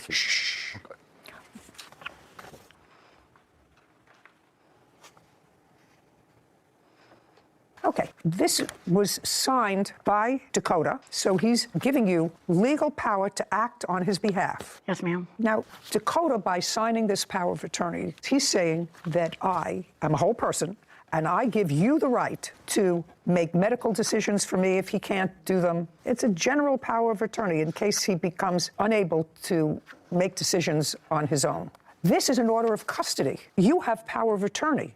Power of attorney suggests to me that Dakota wants to emancipate himself from his father, wants someone else to act on his behalf. It becomes a complex question because if Dakota has special needs and if he can't act on his own, and a court has already ruled that his father should have custody of him, either you have a power of attorney and he's emancipated, in which case his father's not responsible for any of his medical bills, or this is invalid because he can't sign a power of attorney because he doesn't have the mental capacity to understand all of the implications of this power of attorney. Now, your nephew was in special classes. Yes, ma'am. And do you know what the nature of his disabilities are? Fetal alcohol syndrome. Is that his diagnosis, sir? Yes, Your Honor. He had, according to you, after you took him from your niece's house, and you do acknowledge you took him without his father's permission. Yes, ma'am. Yes, ma'am. We was not talking, me and him. It doesn't make any difference if you were talking or not. I didn't have his number, and I asked Dakota, I said, text your daddy to let him know you're coming with me. Dakota said, and he showed me where he texted Michael. Now, I don't know if it was on a different Facebook page. No, it's your responsibility to notify his guardian, who has custody, that you have taken physical custody of him. Right. And when did you take physical custody of him? Give me the month, day, and year. May 20th of this year, 2022. Now, while you had physical custody of Dakota, you indicate that he had surgery. Yes, ma'am. And part of what you want Mr. Manry to pay for is the ambulance bill. What kind of surgery did he have? Brain surgery, and he had a feeding tube put in him. Just a second. What caused you to take him to a hospital or to a doctor? Your Honor, when he arrived at the house on the 20th, he had very bad slurred speech, and his balance was completely off. He was falling over. Your Honor, it was like he was a drunken man. Let me go back to you for a second, sir. While Dakota was with you in the months just prior to May, did you notice Dakota having difficulty in his gait? Not like he was explaining to me. I was going overboard. No, did you? But his balance was off. Okay. Did you inquire? Did you take him to the doctor? I did. I took him actually right after I got him. So you saw that balance was off a while ago? When I noticed that he had headaches, all right, because his dream, thanks to me, was wrestling. He loves wrestling. I put him in wrestling. I talked to the promoters, and I did that for him. But when I seen every time he got body slammed, and this and that, I had to take him out of it. I got concerned because he was complaining of headaches. So I made him an appointment, and I waited for a referral. Well, when the referral came in, my kid was kidnapped. So he never actually saw the second doctor? No. Okay. Do you have any records? Well, I couldn't get the records. I tried to get them. Once something went wrong, my kid died doing surgery. I couldn't even be there for him and all that. Anything could have happened. Just a second. I'm following you, sir. Now, when did you take him for this brain surgery? I took him the first week of June. I took him to do a CAT scan, and as soon as she did that, we went to the hospital. We didn't leave the hospital. They put him in the ER, and from the ER, we went to Florence, Alabama, and then the surgeons there couldn't do it because it was so big. What was so big? Your Honor, they found a mass the size of a grapefruit. The first week, Dakota came to stay with us after we noticed the balance issues and the slurred speech. She took him to Dr. who diagnosed him with being severely malnutritioned. Your Honor, when he came to my house, his liar. No. Okay, I'm sorry.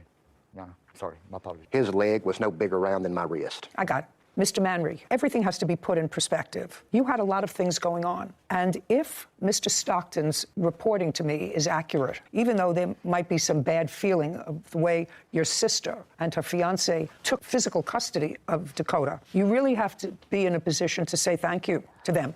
Because you, for whatever reason, not for lack of trying, nobody is suggesting for lack of trying, you did try to take him to a doctor, you did see that there were things wrong with him. I understand that it's not always that easy to get the right specialist to get involved in this kind of surgery, but you really have to take a breath. And I assume it's accurate because I cannot assume that anybody would perform brain surgery on a child that was not necessary. That why she couldn't call me? She should, just a second. Your sister should have called you and told you that Dakota was going into the hospital to have surgery. That would have been the nice thing to do. Did you do that? She did. No, she did not. She called. I called my mother. Well, calling your mother. His phone was disconnected. I did not have the new number until he called me or texted me with a bunch of drama. That's when I got his number. My kid from me. You kidnapped my son no matter what. Mr.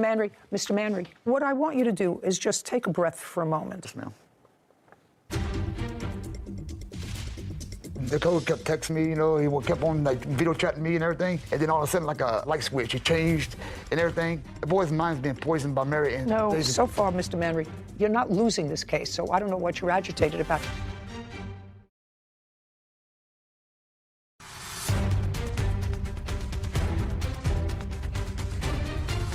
Mary Favre and Jason Stockton claim Mary's brother, Michael Manry, owes for medical bills and personal belongings.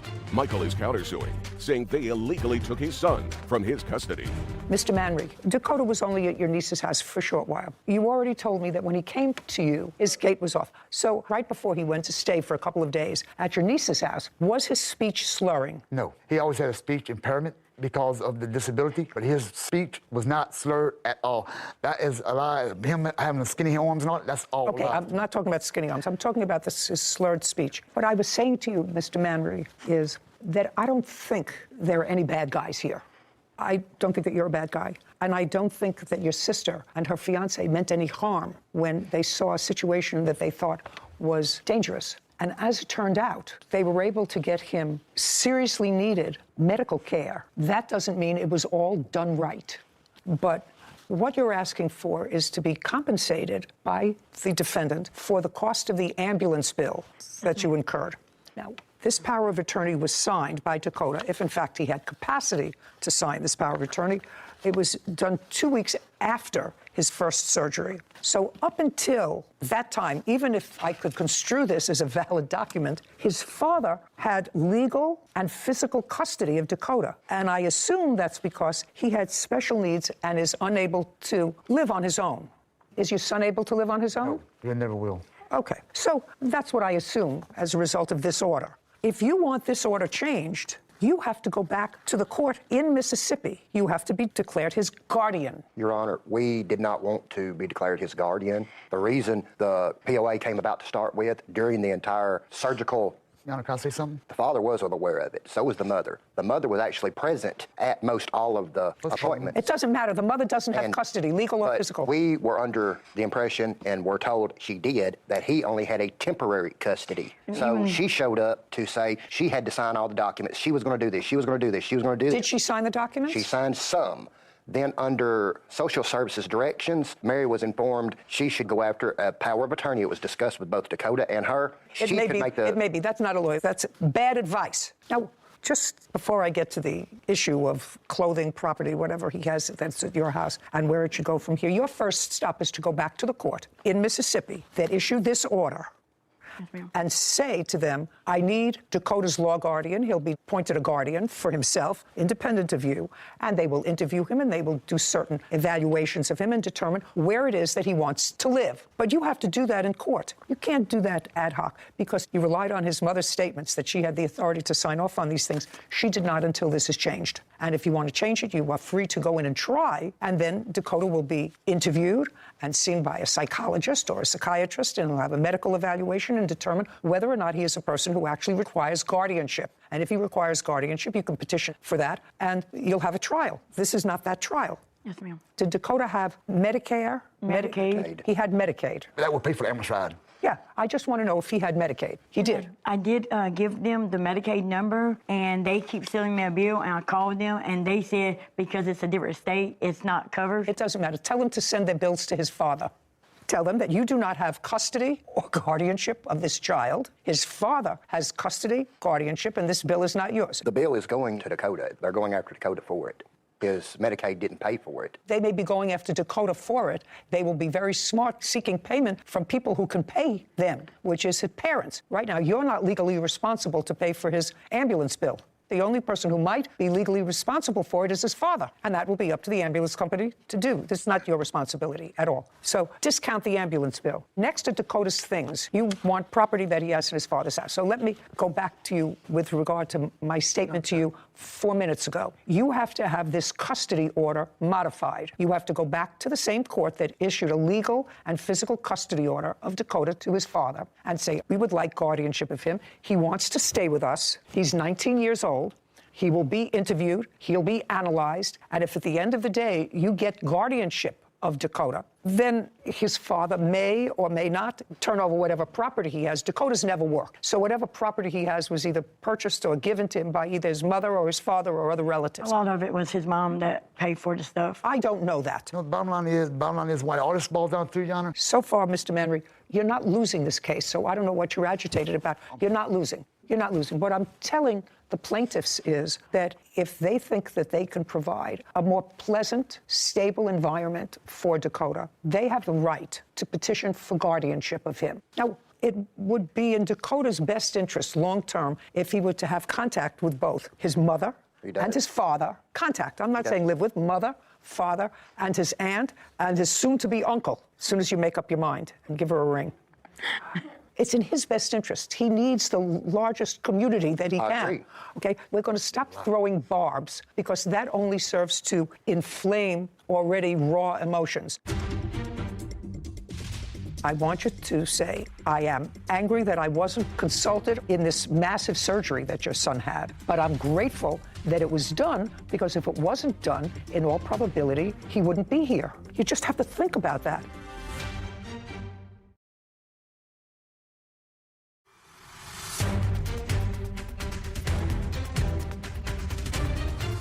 Mary Favre and Jason Starton have accused Mary's brother, Michael Manry, of owing for an ambulance bill. Michael claims Mary and Jason took his son without his permission. What I'm telling you is a very simple procedural thing where you have to go. You can't sue him for the return of Dakota's things unless you have guardianship of Dakota. Understood. Because he already is the subject of a recent order of custody from a court. That's what you have to have. You can take that bill from the ambulance service, put it in an envelope, we'll get you the address, and that's where that goes. That's his father, who is his legal parent under this order. So send that bill to them so you don't have to worry about that bill. As far as his property is concerned, that has to go along with an order of custody or guardianship, and that's something that you should do. But, Mr. Manry, I am not making a decision with regard to his custody or not. What I'm asking you is, until a court reviews whatever orders they're going to make with regard to custody and guardianship, first, I know you may be angry, but they probably saved his life by getting him to the doctor that they did. And if they removed a massive tumor from his brain, you should say, thank you for doing that, because it was a month after he was living with you. Someone else took your son and saved his life. And for that, at least, you have to be grateful. You can be angry. You can be angry that you didn't get it done before. You can be angry that somebody else did it without consulting you. You can be angry at all of those things. But at the same time, you have to feel grateful that it was done. There wasn't no reason they kidnapped my son. Okay. Mr. Manry, you keep going back to the same song. You keep going back to the same song. And what I'm saying to you is, their next stop, if Dakota wants to live with them, and he's right now over 19 years old, is to the court who issued the order to modify that order. All I'm saying to you is, I want you to say, I am angry that I wasn't consulted or didn't participate in this massive surgery that your son had, but I'm grateful that it was done, because if it wasn't done, in all probability, he wouldn't be here. You just have to think about that. What I'm telling you is, you have to love your child more than you at this moment dislike your sister and her fiance, because they were able to take control of a situation and get your child fixed. So is Dakota, just for my own, is Dakota angry with his father? He's angry that his father won't return any of his wrestling. He is correct. He is a huge wrestling fanatic. Okay. What particularly does he want? He wants his wrestling? He wants his wrestling belts. They have replica belts that were made. He wanted his PlayStation 4 and the wrestling game. PlayStation 4, I'm not interested in that. He wants his wrestling belts. Yes, ma'am. Yana, can I show you something quick on my phone?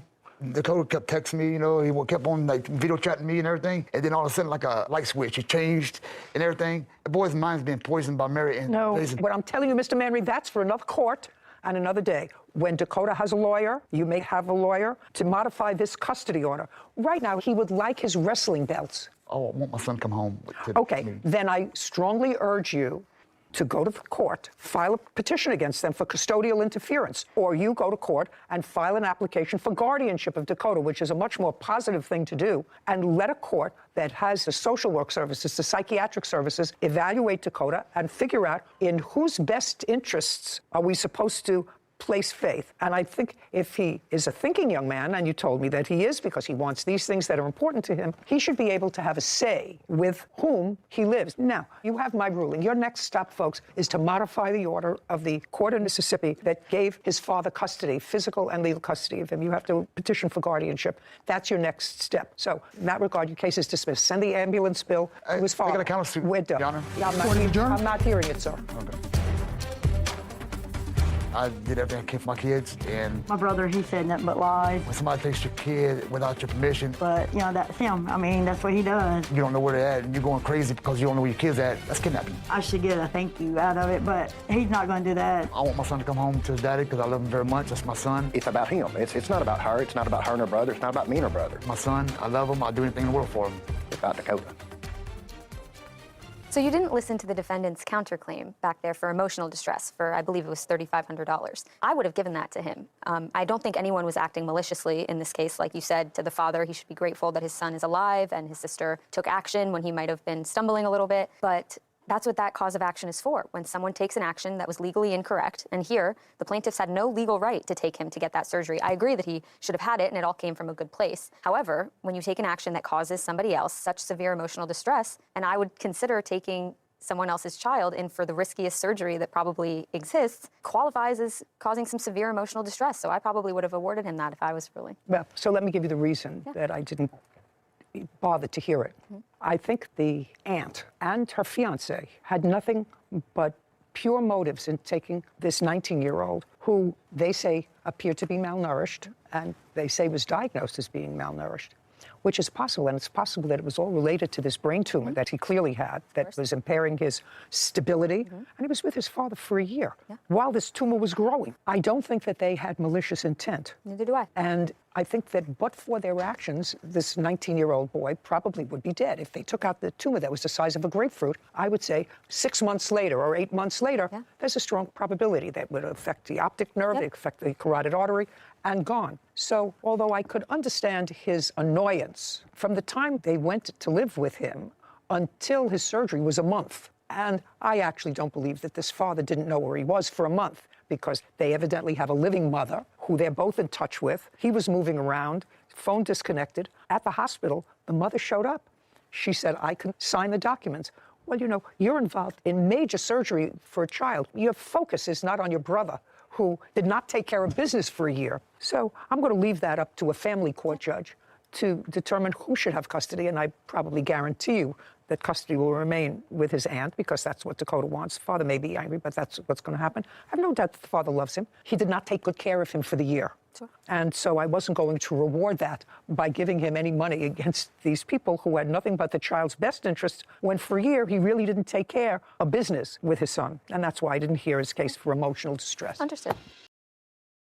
Are suing their former landlord, Charles Ashley, for sabotaging their business, vet bills, and an assault.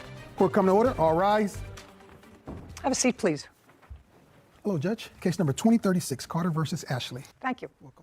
Your sisters, is that correct? Yes. You decided, according to your complaint, to go into a business, some sort of a doggy daycare. In what month and year did you decide to go into that business? This year, 2 months ago, May. Do you have any dogs of your own?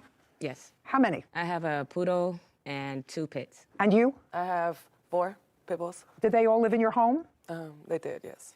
They did? Yes. The two of you decided to go into this alleged business and needed some space, according to you, and went to the defendant, who was renting a house. Is that right, Mr. Ashley? No, it's not a house. What is it? It's a building. What kind of building? It's a commercial building. Okay. On this commercial building lot, there's a backyard or a back yes. empty space, and it's an open space with a fence. Yes. So it's not a home. No. What arrangements did you make with the Carter sisters to rent them that space? I made arrangement with Deborah Carter. May I see?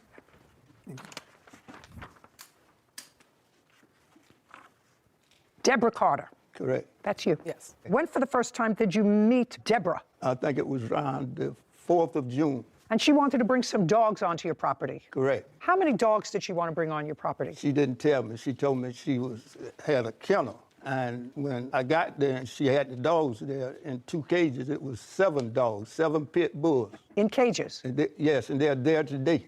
They're still there? Yes. May I see them, please? I don't have them. And I didn't know what to get together. Okay. I'd like to see what pictures you have, sir. Yeah. This is the 30-day notice that I've given her, and those are the pictures where she damaged. Miss Carter, sometime after June of this year, did you place dogs in this fenced-in open space in cages? Yes. Loud. You hear the way I'm talking? Yes. And how many dogs did you place in the cages? At that time, it was 7. 7 adult dogs? No, there's 3 adults and 4 puppies so far. How old were the puppies? They were 6 months, 5 or 6 months. Who did the dogs belong to? Me. So all those dogs... Well... Judge, let's get it right the first time. This is not going to get easier. This is going to get harder, Miss Carter. So the 7 dogs that you... Stop playing with your papers. The 7 dogs that you placed in the cages were your dogs. Mine's my sister's and another friend. How many were yours? You had 4 pit bulls. Were your 4 pit bulls there? Yes. Yes, that's a yes. So you're 4. Your sister has 2 pit bulls. Were her... Look at me. Your sister has 2 pit bulls. Were her 2 pit bulls there? Yes. So that's 6. And somebody else had 1.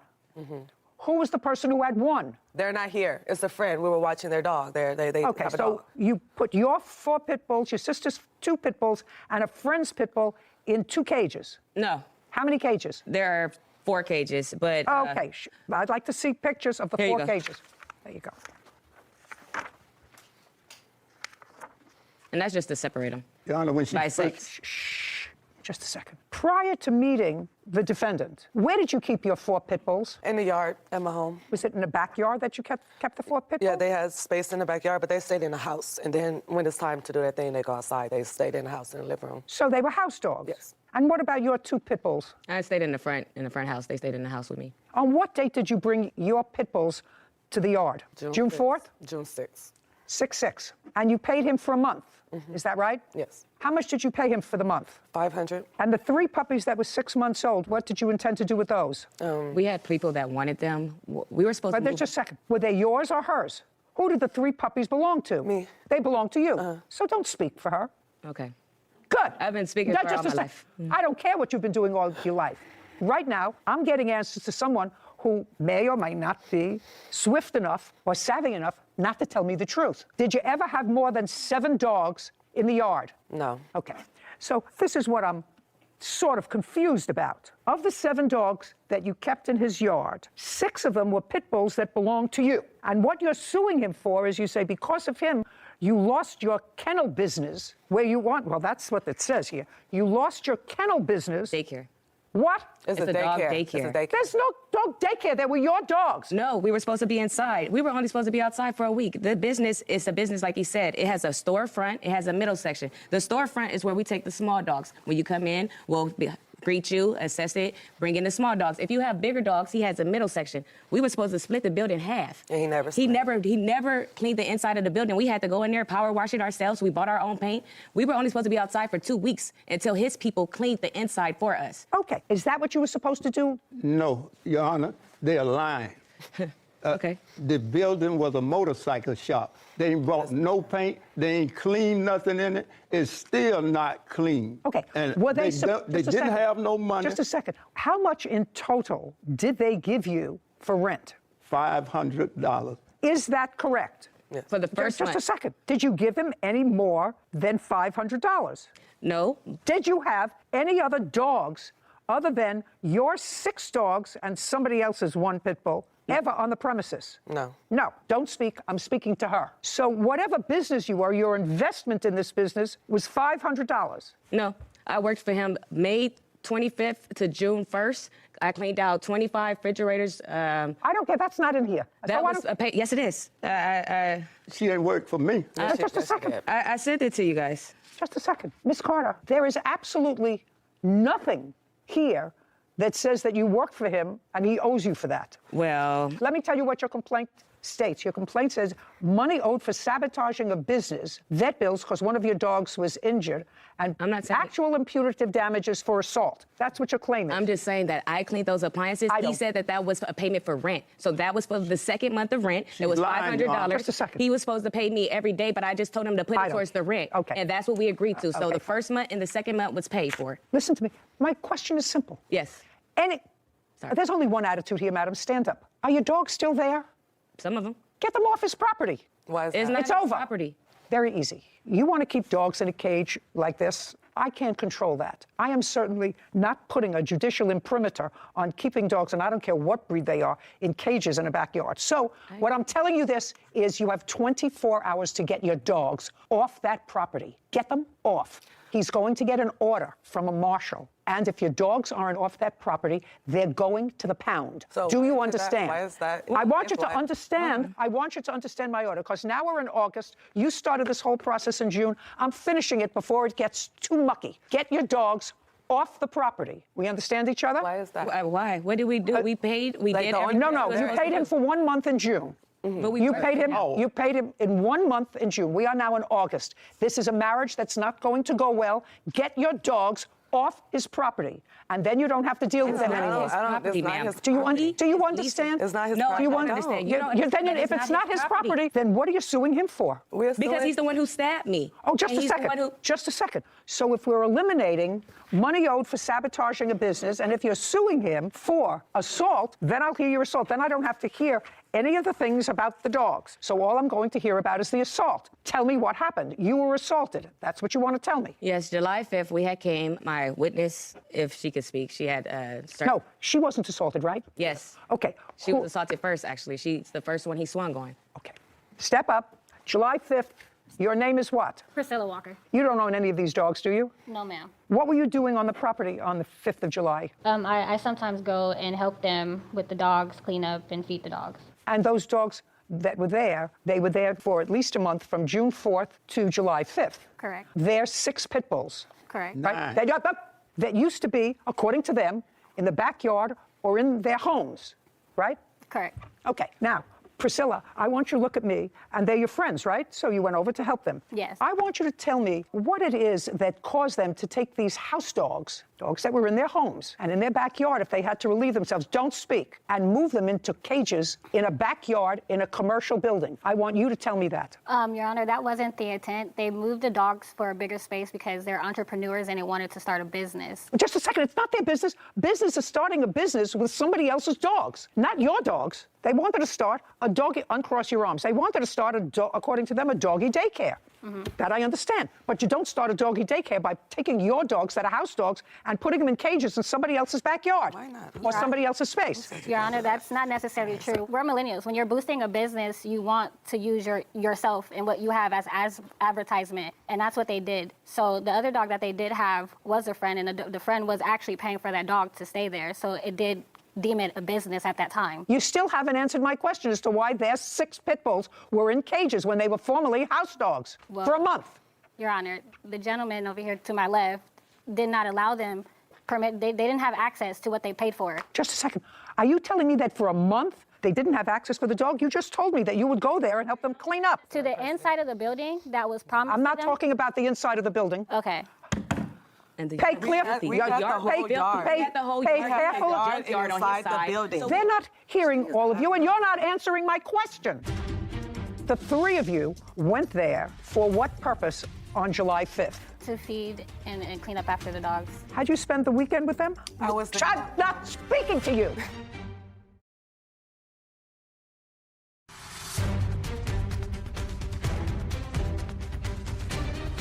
Denise and Deborah Carter claim their former landlord, Charles Ashley, broke an agreement to store their dogs.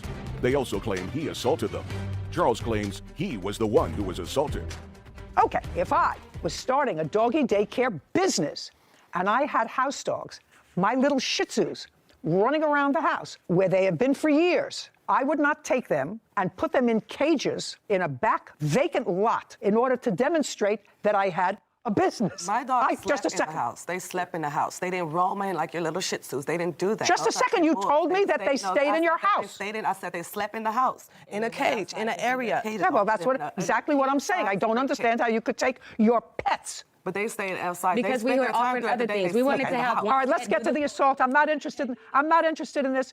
Now. Your Honor, I have the lease here. I'm paying the owner $4,000 a month. He lied to the loaner and said he wasn't going to do any subleasing. He subleased The only thing I'm interested in is the only thing I'm interested in is the assault. So Priscilla, don't speak. The 3 of you went there for what purpose on July 5th?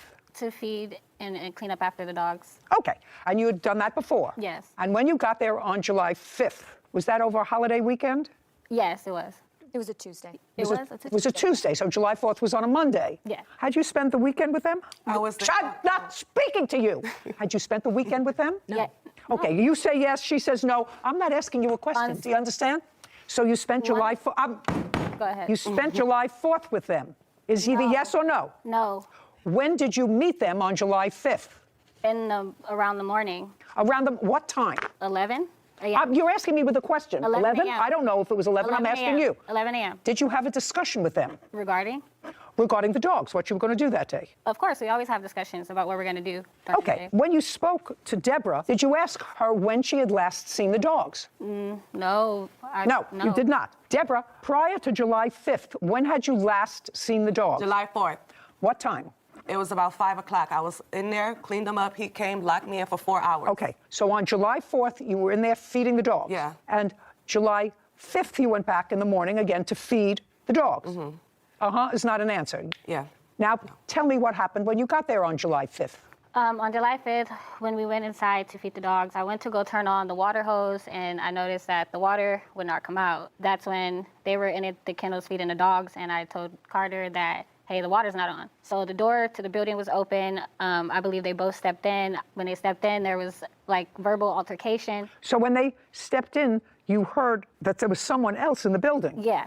Okay, and that would have been you, sir? Yes. On the 5th? Yes, me and another friend of mine. Okay, and what were you doing in the building on July 5th? It was about 6 o'clock that evening. My friend came by the house. He's a general contractor, and I'm renovating the building to set it up for business. So I said, come on, let me take you up here, show you the building. I need your help. We get up there. I open the gate, go in, leave the gate unlocked, and we walk through the building. When I come around, they are in the building. All three of them or just one? All three of them. Had you turned the water off to the hose outside? No. Do you I used know? to water the dogs when they didn't come because they'd be barking. So, and the neighbors next door, I just moved in, Your Honor. I don't want to make no enemies. That's why I told them I'm not taking no more rent from you. Get the dogs out. Okay. I tell them you trespass. Just a second. So now you went inside, or the Carter sisters went inside. Yeah, I said You that. heard some noise. Did you go into the building? Yes. Okay. And what happened when you went into the building? When I went into the building, he immediately got very frustrated and said, what are you guys doing here? Why are you here? You need to get off my property, get off my property. They're like, we paid you. We have an agreement. And next thing you know, he pushed Deborah Carter. He pushed her. And then that's when Denise Carter got in the middle and said, no, you're not, don't put your hands on my sister. The situation ensued. The gentleman that was inside stopped everything and walked him out of the building. And as he's walking him out of the building and we're walking out behind him so that we can try to figure out what's going on with the water, he slams her foot in the door and tries to lock her in and pushes her. And that's when they started pushing on the door because at this point he's trying to lock them in. Lock them in the building? Yes, ma'am. Okay. When they actually, the gentleman stopped him and the door opened, I seen what type of altercation it was. I didn't want anything to do with it. I'm like, so at that point, nobody was injured? No. Okay, so now you're outside? Now we're outside. Okay, and you're outside in the back area where the dogs are? Correct. Tell me what happened next. So as we're walking, I'm walking fast because I noticed that he's walking fast. And I'm like, you're not about to lock me in here. You already just tried to lock them in there. You mean lock you in the yard? So you got out of the yard? Yes, he tried to close the yard gate on us, which is a really big, tall, black gate. And as soon as he tried to close it, it was just an altercation, a verbal altercation started. He didn't like what was said. I was on the left-hand side. Tell me what the altercation was. Everything was said about the business, that they were going to speak to the owner, that, he still owed them money if he wanted them to move out for the rest of the month, that he could just give them the money or whatever and they'll leave. It wasn't a problem. By the way, I am looking at your lease, and you did lease the premises from June of 2022 to May 31st, 2025 at a monthly rent of $4,000. Are you still paying rent to the owner of the building? Yes, ma'am. You have to remove your dogs there. He's not paying rent. He has an eviction notice too. He owes $4,000. I have a picture of it. He's lying. He hasn't paid rent. He hasn't paid rent this month or last month. He got the eviction last month on the 11th. Okay.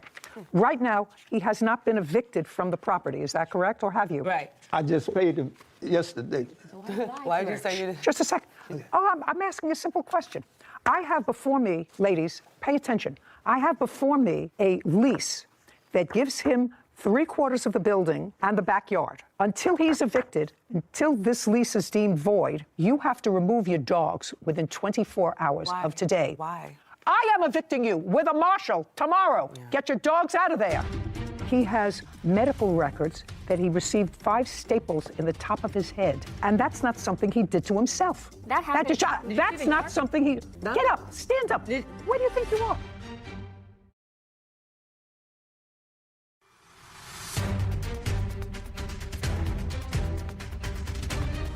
Denise and Deborah Carter have accused their former landlord, Charles Ashley, of breaking their agreement and assaulting them.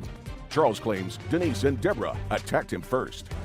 Okay, we're going to get back to this assault because I have other things to do today. You're outside. The gate that he's tried to cross has opened up again.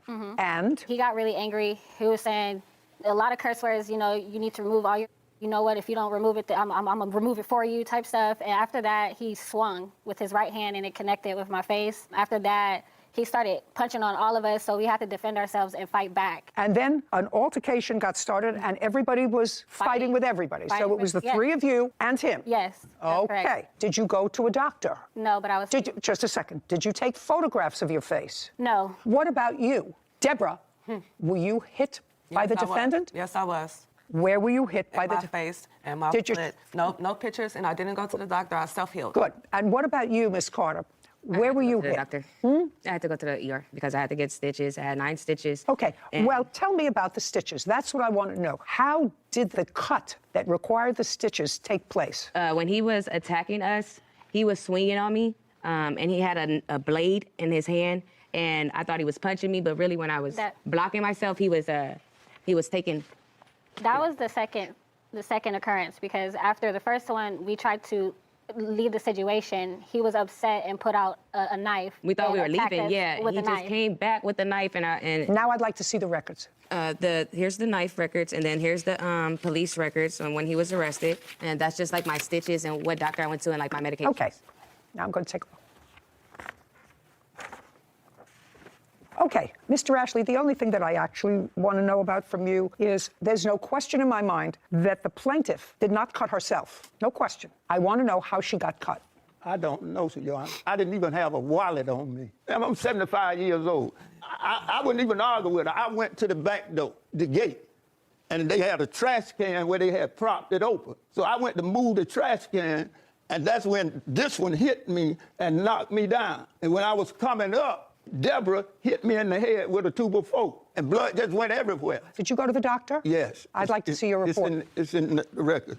Yeah, and I have a video of what happened. I could just solve this right now. Oh, I'd like to see it. Okay. Do you have it through the assault? I'm just interested in the assault. It's just the assault. Just the assault. Yeah, it's just press I'd like play to right see it. here. Okay, if you press play, you'll see him slamming us out.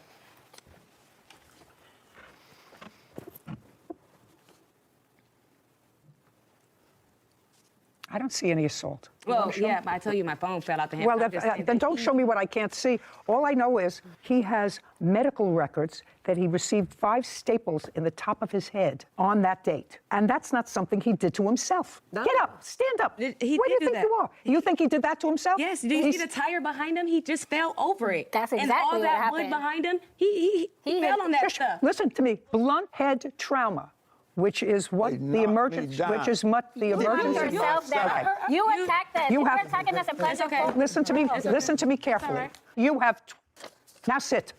You have 24 hours to get your dogs out of that yard. You want to show me pictures of a trash-strewn yard? That's not where I would keep my precious house dogs for an hour. So get your dogs out of there 24 hours from today. How do I counter that? This is not a dance party. I'm ruling now. 24 hours, remove your dogs. You have nothing left to do with him. He wants you gone. I want you gone. I want those dogs out of the cages on that property, and I want them gone within 24 hours. Now, there's no question, Mr. Ashley, that both of you were injured in that altercation. No question. All I'm asking is, subsequent to your arrest, did you have a hearing? No, Your Honor, I have it right here. They rejected the case. May I see it? They wouldn't even hear it. They rejected it. Did you have a hearing? They didn't tell me about anything. They didn't tell you about anything. Well, that's because they rejected the case. Okay, I'm telling you because I'm issuing an order. I'm giving it to you. You're the lawful tenant of the building. You can take it to a marshal, take it to the sheriff. Those dogs have to be out of there within 24 hours. We're done here. This court is adjourned. No, it is what it is. I thought it was a good decision. It was the truth. He has no consequences. It just is the reason why you don't believe in the judicial system. I'm not going to be renting out to them no more, and I'm not going to rent to nobody. I think that it's so cruel to keep 7 dogs in small crates day, night. Especially in a commercial building, open lot. People shouldn't have dogs that do that. There should be a license required to own a dog, not necessarily to be a dog, but to own another living creature. I don't know what kind of mind would think that it's fair to keep a living creature in a filthy, dusty, congested, infested yard in crates for now 3 months. I don't know. Autumn Burke is suing her former friend, Freya Brown, for vandalizing her car and an assault. Court come to order. All rise. Have a seat, please. Hello, Judge. Case 2186, Burke versus Brown. Thank you. Ms. Burke, I understand that you and the defendant met when you were both in foster care. Yes. How old are you? 19. And how old were you, if I can ask you these questions, if you're uncomfortable, please let me know. How old were you when you went into foster care? 16, I believe. Were you originally placed in group homes? Yes, and through Orangewood Foundation, as well as transitional housing programs. When did you start transitional housing from group homes? I started that when I was 17. That was in 2021, where I was roommates with Freya, and we lived there. Okay, and could you describe the facility where you were living? We were living in Tustin, an apartment complex where they rent out the rooms, and they have foster kids go in there, and then they pay, well, they don't pay rent, but it's a transitional program to move up to the extended foster care transitional housing program for after you're 18. So it's better to be placed into this one, so it helps foundation towards the next one. Towards total independence? Yes. And how long did you stay in that facility, until when? Like a few months after I turned 18, I got into the Costa Mesa transitional housing. Okay, from Costa Mesa, do you go into any other facility through the foster care system, or are you then supposed to get a job and get on your own 2 feet? So this program, the independent living program, it's really hard for foster kids to get into. You have to be set up with all the requirements, and so... What kind of requirements? Are there academic requirements? Yeah, academic requirements, working, going to school, meeting with the manager that comes in every week. Yes. Were you going to school? Yes. What school were you going to? Golden West College. Are you still going to school? Yes, I currently am taking a break from this semester, but I'm still going to continue it. Are you working? Yes. And you're living on your own? I'm renting a room out in Irvine with 2 different roommates. And Ms. Brown, what about you? How long have you been in the foster care system, and how old are you now? I've been in the foster care system since I was 13 years old. I am currently 19. Tell me where you're living. Right now, I live in a rented room in a house also in Irvine. Tell me what you're doing. Right now, I work in sales. I'm a sales associate. Is it a full-time job? It's part-time. I'm also in school. I go to Fullerton College, and I'm a biology major. Interesting. Are you good in science? I really liked science in high school, so yeah. Well, you seem like 2 absolutely delightful ladies. I don't know why you got into this kerfuffle, but each one of you claim that you were assaulted by the other. You claim that Ms. Brown caused vandalism to your car. Ms. Brown says that you had her falsely arrested after this altercation, which seems to be an unhappy event over a guy. Over a guy. I mean, they're necessary evils, but over a guy. So 2 lovely girls who probably weathered a lot of storms in your life to keep together that most 15, 16-year-olds don't have to do. How could 2 nice girls get into a kerfuffle over a guy? I have no idea. Go.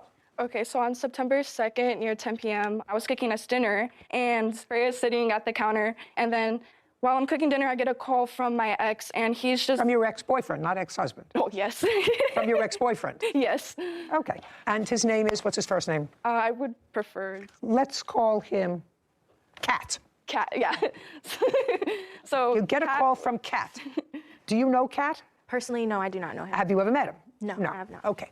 So now you get a call from Cat. And how long has he been your ex-boyfriend? Well, we just had a situationship, like it was just off and on, but he just called me and I just had him on the phone as speaker and... So you had him on speakerphone, you're cooking her dinner, she's sitting at the counter. Yeah, and he starts making flirtatious comments like saying if I had any cute friends near around, and I know it doesn't sound right, but... It doesn't sound good, Miss Burke. Yeah, but that's just like, I know him and that's like a different story, but regardless, then So what was he, I want to know what he was saying. Well, you have to tell me, because she probably remembers what he was saying. I do. So if you don't remember, I'll ask her. What did he say? He asked in general if I had any cute friends near me or any around, just saying if there's any cute friends near me. So that he...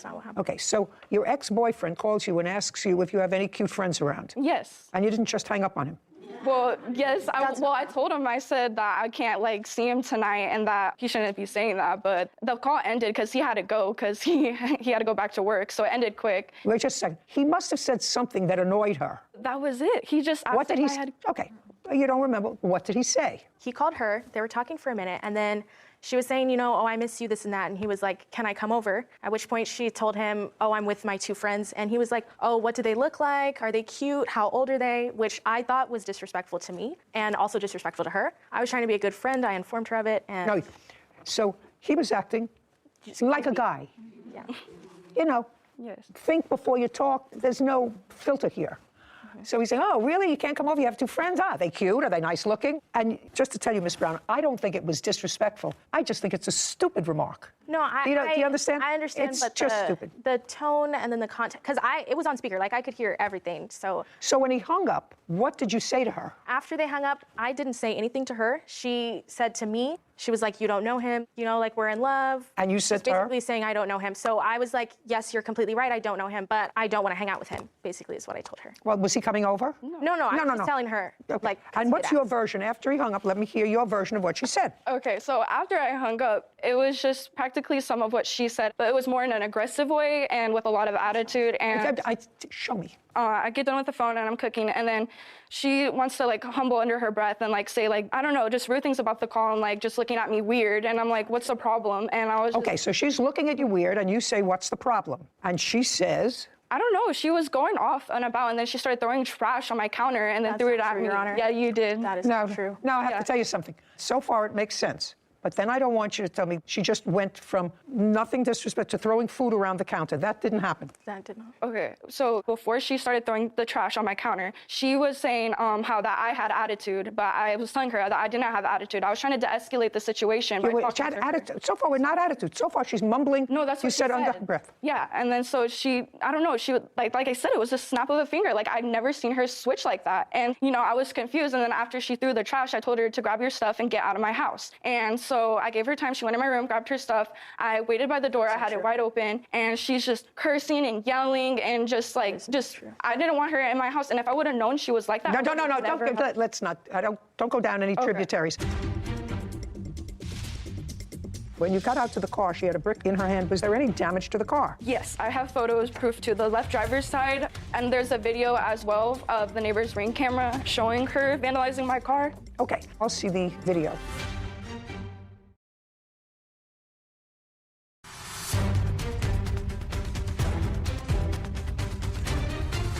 Autumn Burke claims her former friend, Freya Brown, owes for vandalism and an assault. Freya is countersuing for an assault and filing a false police report. There's a piece that I'm missing from this story, but let's say they're following your timeline. It probably makes sense as you got into an argument. You said to her, you know, he's really not that way. He's really a nice guy, and I love him. And she said, well, somebody who really loves you doesn't say, I want to come over and hang out with your two good-looking friends. That could escalate into something that's angry. Your Honor. Well, the thing is, when she did mention those things, they weren't calm as you expressed. Yes. They weren't. They were very aggressive. They could have been aggressive, but they could have been aggressive. I didn't see a reason why it should have been that way at all. Listen, I'm not saying I agree with you or not. But I'm saying that common sense dictates to me that if you're on the phone with somebody that you still like and that you're an on again, off again, and you can't come over today because I have two friends here. Oh, really? You have two friends? Maybe I'll come over and hang out with your two friends. She found that disrespectful. I actually find it disrespectful to you and disrespectful to him. You really have nothing to do with it, Miss Brown. Somebody else was being a schlemiel. No, I mean, I wasn't saying like. Okay. Yeah. All right, so now you tell her to get out, open her things. She's out the door, and? Well, no, she's not out the door yet. So then I have the door wide open. She comes, and then we're still, like, argumenting, and I'm trying to get her out of my house. She pushes me, and then I go back into... Yes, it is. Shh. I go back into the door, and then she starts hitting on my arm, like, hitting me, so I'm, like, defending back, and it was just crazy. Like, I didn't realize I had the door wide open for her to get out, like, peacefully. And okay, so she pushes you, she puts her hands on you, you put your hands on her, pushing. And up until that point, there's a lot of maybe pushing, touching the arms, touching the hand, but nobody is injured. Is that a fair statement, standing at the door? Well, I got assaulted because I have the pictures to show that my nail came off. No, I'm asking you a question. Yes. Up until that time, did your nail come off during that time? Yes. Was it a real nail or a fake nail? Both. Both of my nails came off. Like it was on the same finger, you had a fake nail over your real nail. And it both ripped off. Okay, I'll take a look.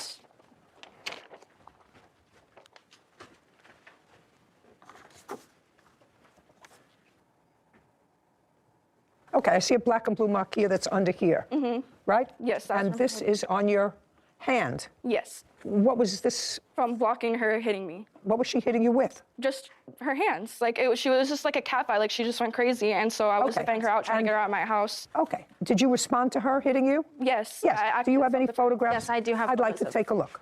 Okay.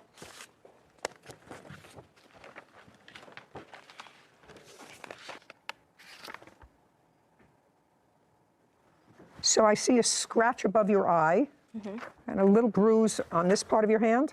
Is that what it is? Yes, on my wrist. And then there's a bruise on, is it this part of your elbow? My elbow, yes. Okay, so now you're arguing with each other. You both get banged up a little bit. Now she's outside. Yes. And what did you do? You finally got her out the front door. So after a few minutes, she called me and said, "Warning, I'm at your car." So when I heard that, I called the cops immediately, and I asked them to come down because I think she's going to be vandalizing my car or God knows what.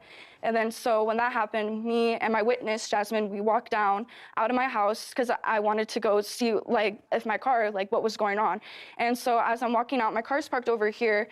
Freya's over here. And so when I'm walking out, then I meet her right here, and she has a brick in her hand. And yeah, she had a brick in her hand the whole time until the cops came. And then they arrested her, and they asked me if I wanted to file for assault and vandalization, and I said yes. Okay, and when you got out to the car, she had a brick in her hand. Was there any damage to the car? Yes, I have photos, proof to the left driver's side, and there's a video as well of the neighbor's Ring camera showing her vandalizing my car.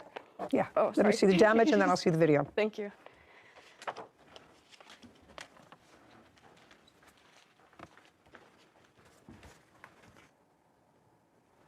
Okay, now I'll see the video. Okay.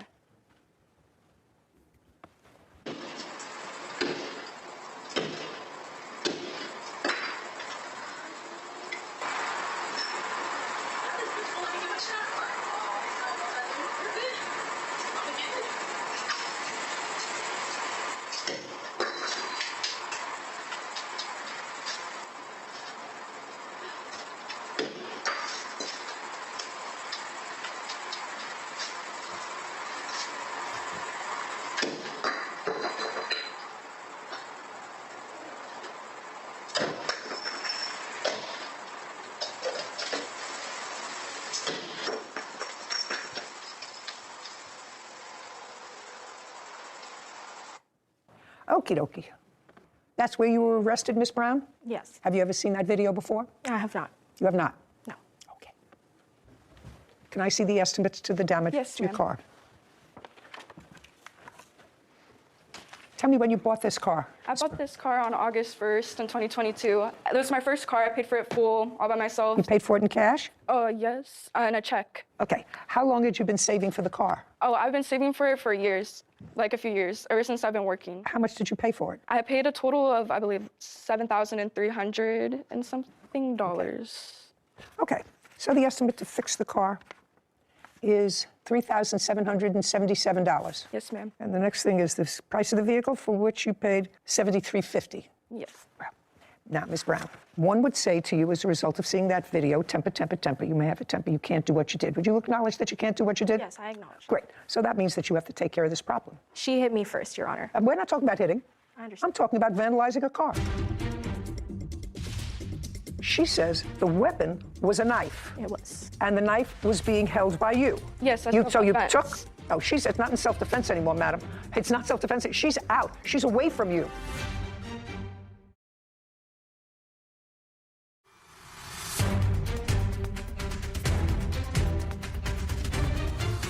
Autumn Burke has accused her former friend, Freya Brown, of vandalism and assault. Freya claims Autumn threatened her with a knife and filed a false police report. Neither one of you were hospitalized as a result of this assault. You got a couple of black and blue marks. Two She girls also had a threatened fight, me with a and knife. that shouldn't have happened. But now the fight is de-escalated, and you went outside and purposely vandalized her car in a very, very aggressive way. And all I'm saying to you is, you understand that that was temper, temper, temper. You're not allowed to do that, and you have to pay for it. She also threatened me with a knife. She what? Threatened me with a knife. Just a second. I didn't see that when you were out there by yourself picking up a brick, right? Yes. And that was a long video. I don't see her in that video at all. I just see you picking up the brick, not doing enough damage, picking it up, doing a little more damage, picking it up, going to another side of the car, picking it up, going to the front of the car. I don't see her there threatening you. She didn't threaten me at that point. Right. Clearly, when you left the house, that ugly confrontation had been de-escalated. It had not, actually. Of course it was, because you were out there by yourself. You could have gone. And if there was an ugly confrontation, you go to the police station and you say, I left my license in my friend's car. We had a fight. Could you come back with me on a standby and get my license instead of using a brick to bash in her car? My circumstances were different from Autumn's. I would like to inform you of that. What were your different circumstances? Well, I was supposed to be moving in 3 days, which Autumn was aware of. So had I called the police and been like, oh, I need this help, then I would have jeopardized my housing. Oh, no, that's not true. Sorry about that, Miss Brown. If you called the police and merely said to them, I don't want to have an argument with her, that would not have jeopardized your getting into housing. Having this fight and vandalizing her car, that could prevent you from getting into housing. I'm referring I'm not to that. just, Just tell you, calling the police is not an issue. Going outside and for a period of probably at least 60 seconds and moving from different parts of her car and hitting it with a brick and bending down and picking up the brick again, that would prevent you from getting into housing. I wasn't referring to the calling the police, I meant the fighting. Oh, I'm not talking about the fighting. $37.75, that's the cost of fixing the car. Now, the only other issue that you have on your counterclaim is for being falsely arrested. Yes. I would arrest you for that. You should be. Listen, if I came out of my house and found somebody bashing my property, I don't care if we had a long-standing feud. Well, I have a long-standing feud with her. We had an argument. We had a fight, whatever. That is not the natural progression of having an altercation with an old friend, going out and vandalizing her car. So your countersuit for being falsely arrested is dismissed. Judgment for the plaintiff in the amount of $3,775. Your Honor, I'm going to be rightfully for losing my housing during that process because of that incident, because of the transitional housing program I was in. I got kicked out of it, and so I had 30 days. So I believe I should be getting for that as well. Because where's the head of the Department of Social Services to testify before me that the reason you lost your housing, if in fact you did lose your housing, was because of this vandalism? You have a witness here to tell me that? I have the 30 days notice, if that counts. May? Yes. I'll take a look. Oh, here it is.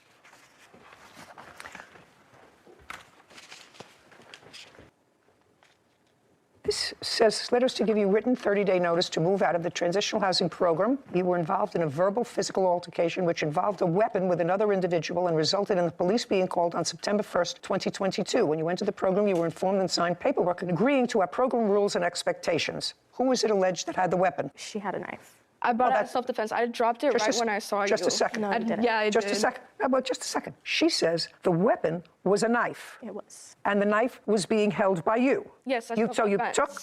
No, it's not in self-defense anymore, madam. It's not self-defense. She's out. She's away from you. Your choice is to call the police and wait. Your choice is not to pick up a knife, because so far, this altercation has been a lot of tussling between girls that shouldn't have happened, but so far, nothing involved a weapon. So you went outside with a knife. And according to the rules, you can't do that. And that was the reason that you lost your housing, because there's no other reason. It said it involved a weapon. And they listed the rules: drugs, alcohol, assault, danger, making threats. Well, you have a knife, that's threats, whatever. 3775, fix your car. You're not allowed to do that to her car. That's a hissy fit. Figure out how to do it. Your counterclaim's dismissed. You should have been arrested for vandalism. Bye-bye. This court is adjourned. Well, I was in shock. I was like, wow, like over no reason, over my ex calling me, like, come on, like, we're adults now. I'm gonna move on with my life and just go up from here and not down here where other people like to take me down to their level. I'm super thankful to have her handle my case today. She is a queen. You know what I was really impressed with both of those girls, Sarah? You know, I know the foster care system, usually wherever it is, can be a brutal system to negotiate. And these two young women, at least on the surface, appear to have negotiated it in an orderly, reasonable way. I mean, she's living on her own. She evidently worked for a very long time because she saved up and bought her own car. That's a big deal. That's a big deal. And to even be able to figure out the system, which even as lawyers, sometimes we have a difficult time navigating things in the foster care system, to figure out this transitional program that better sets you up for the next step, that sets you up better for the next step. I respected that she took the time to figure out their best possible options for navigating the system that they were placed in. Both working. Yes. Both going to school to try to get themselves into a better circumstance. The defendant certainly is a biology major, which is fascinating Not to our me. thing. Not our thing. Great for her. But clearly, bright young women who made it to a place at age 19 that's really terrific. And supportive of each other, because one had a license, one didn't, so they were supporting each other. All very lovely. And get into a kerfuffle over nothing. It shows just how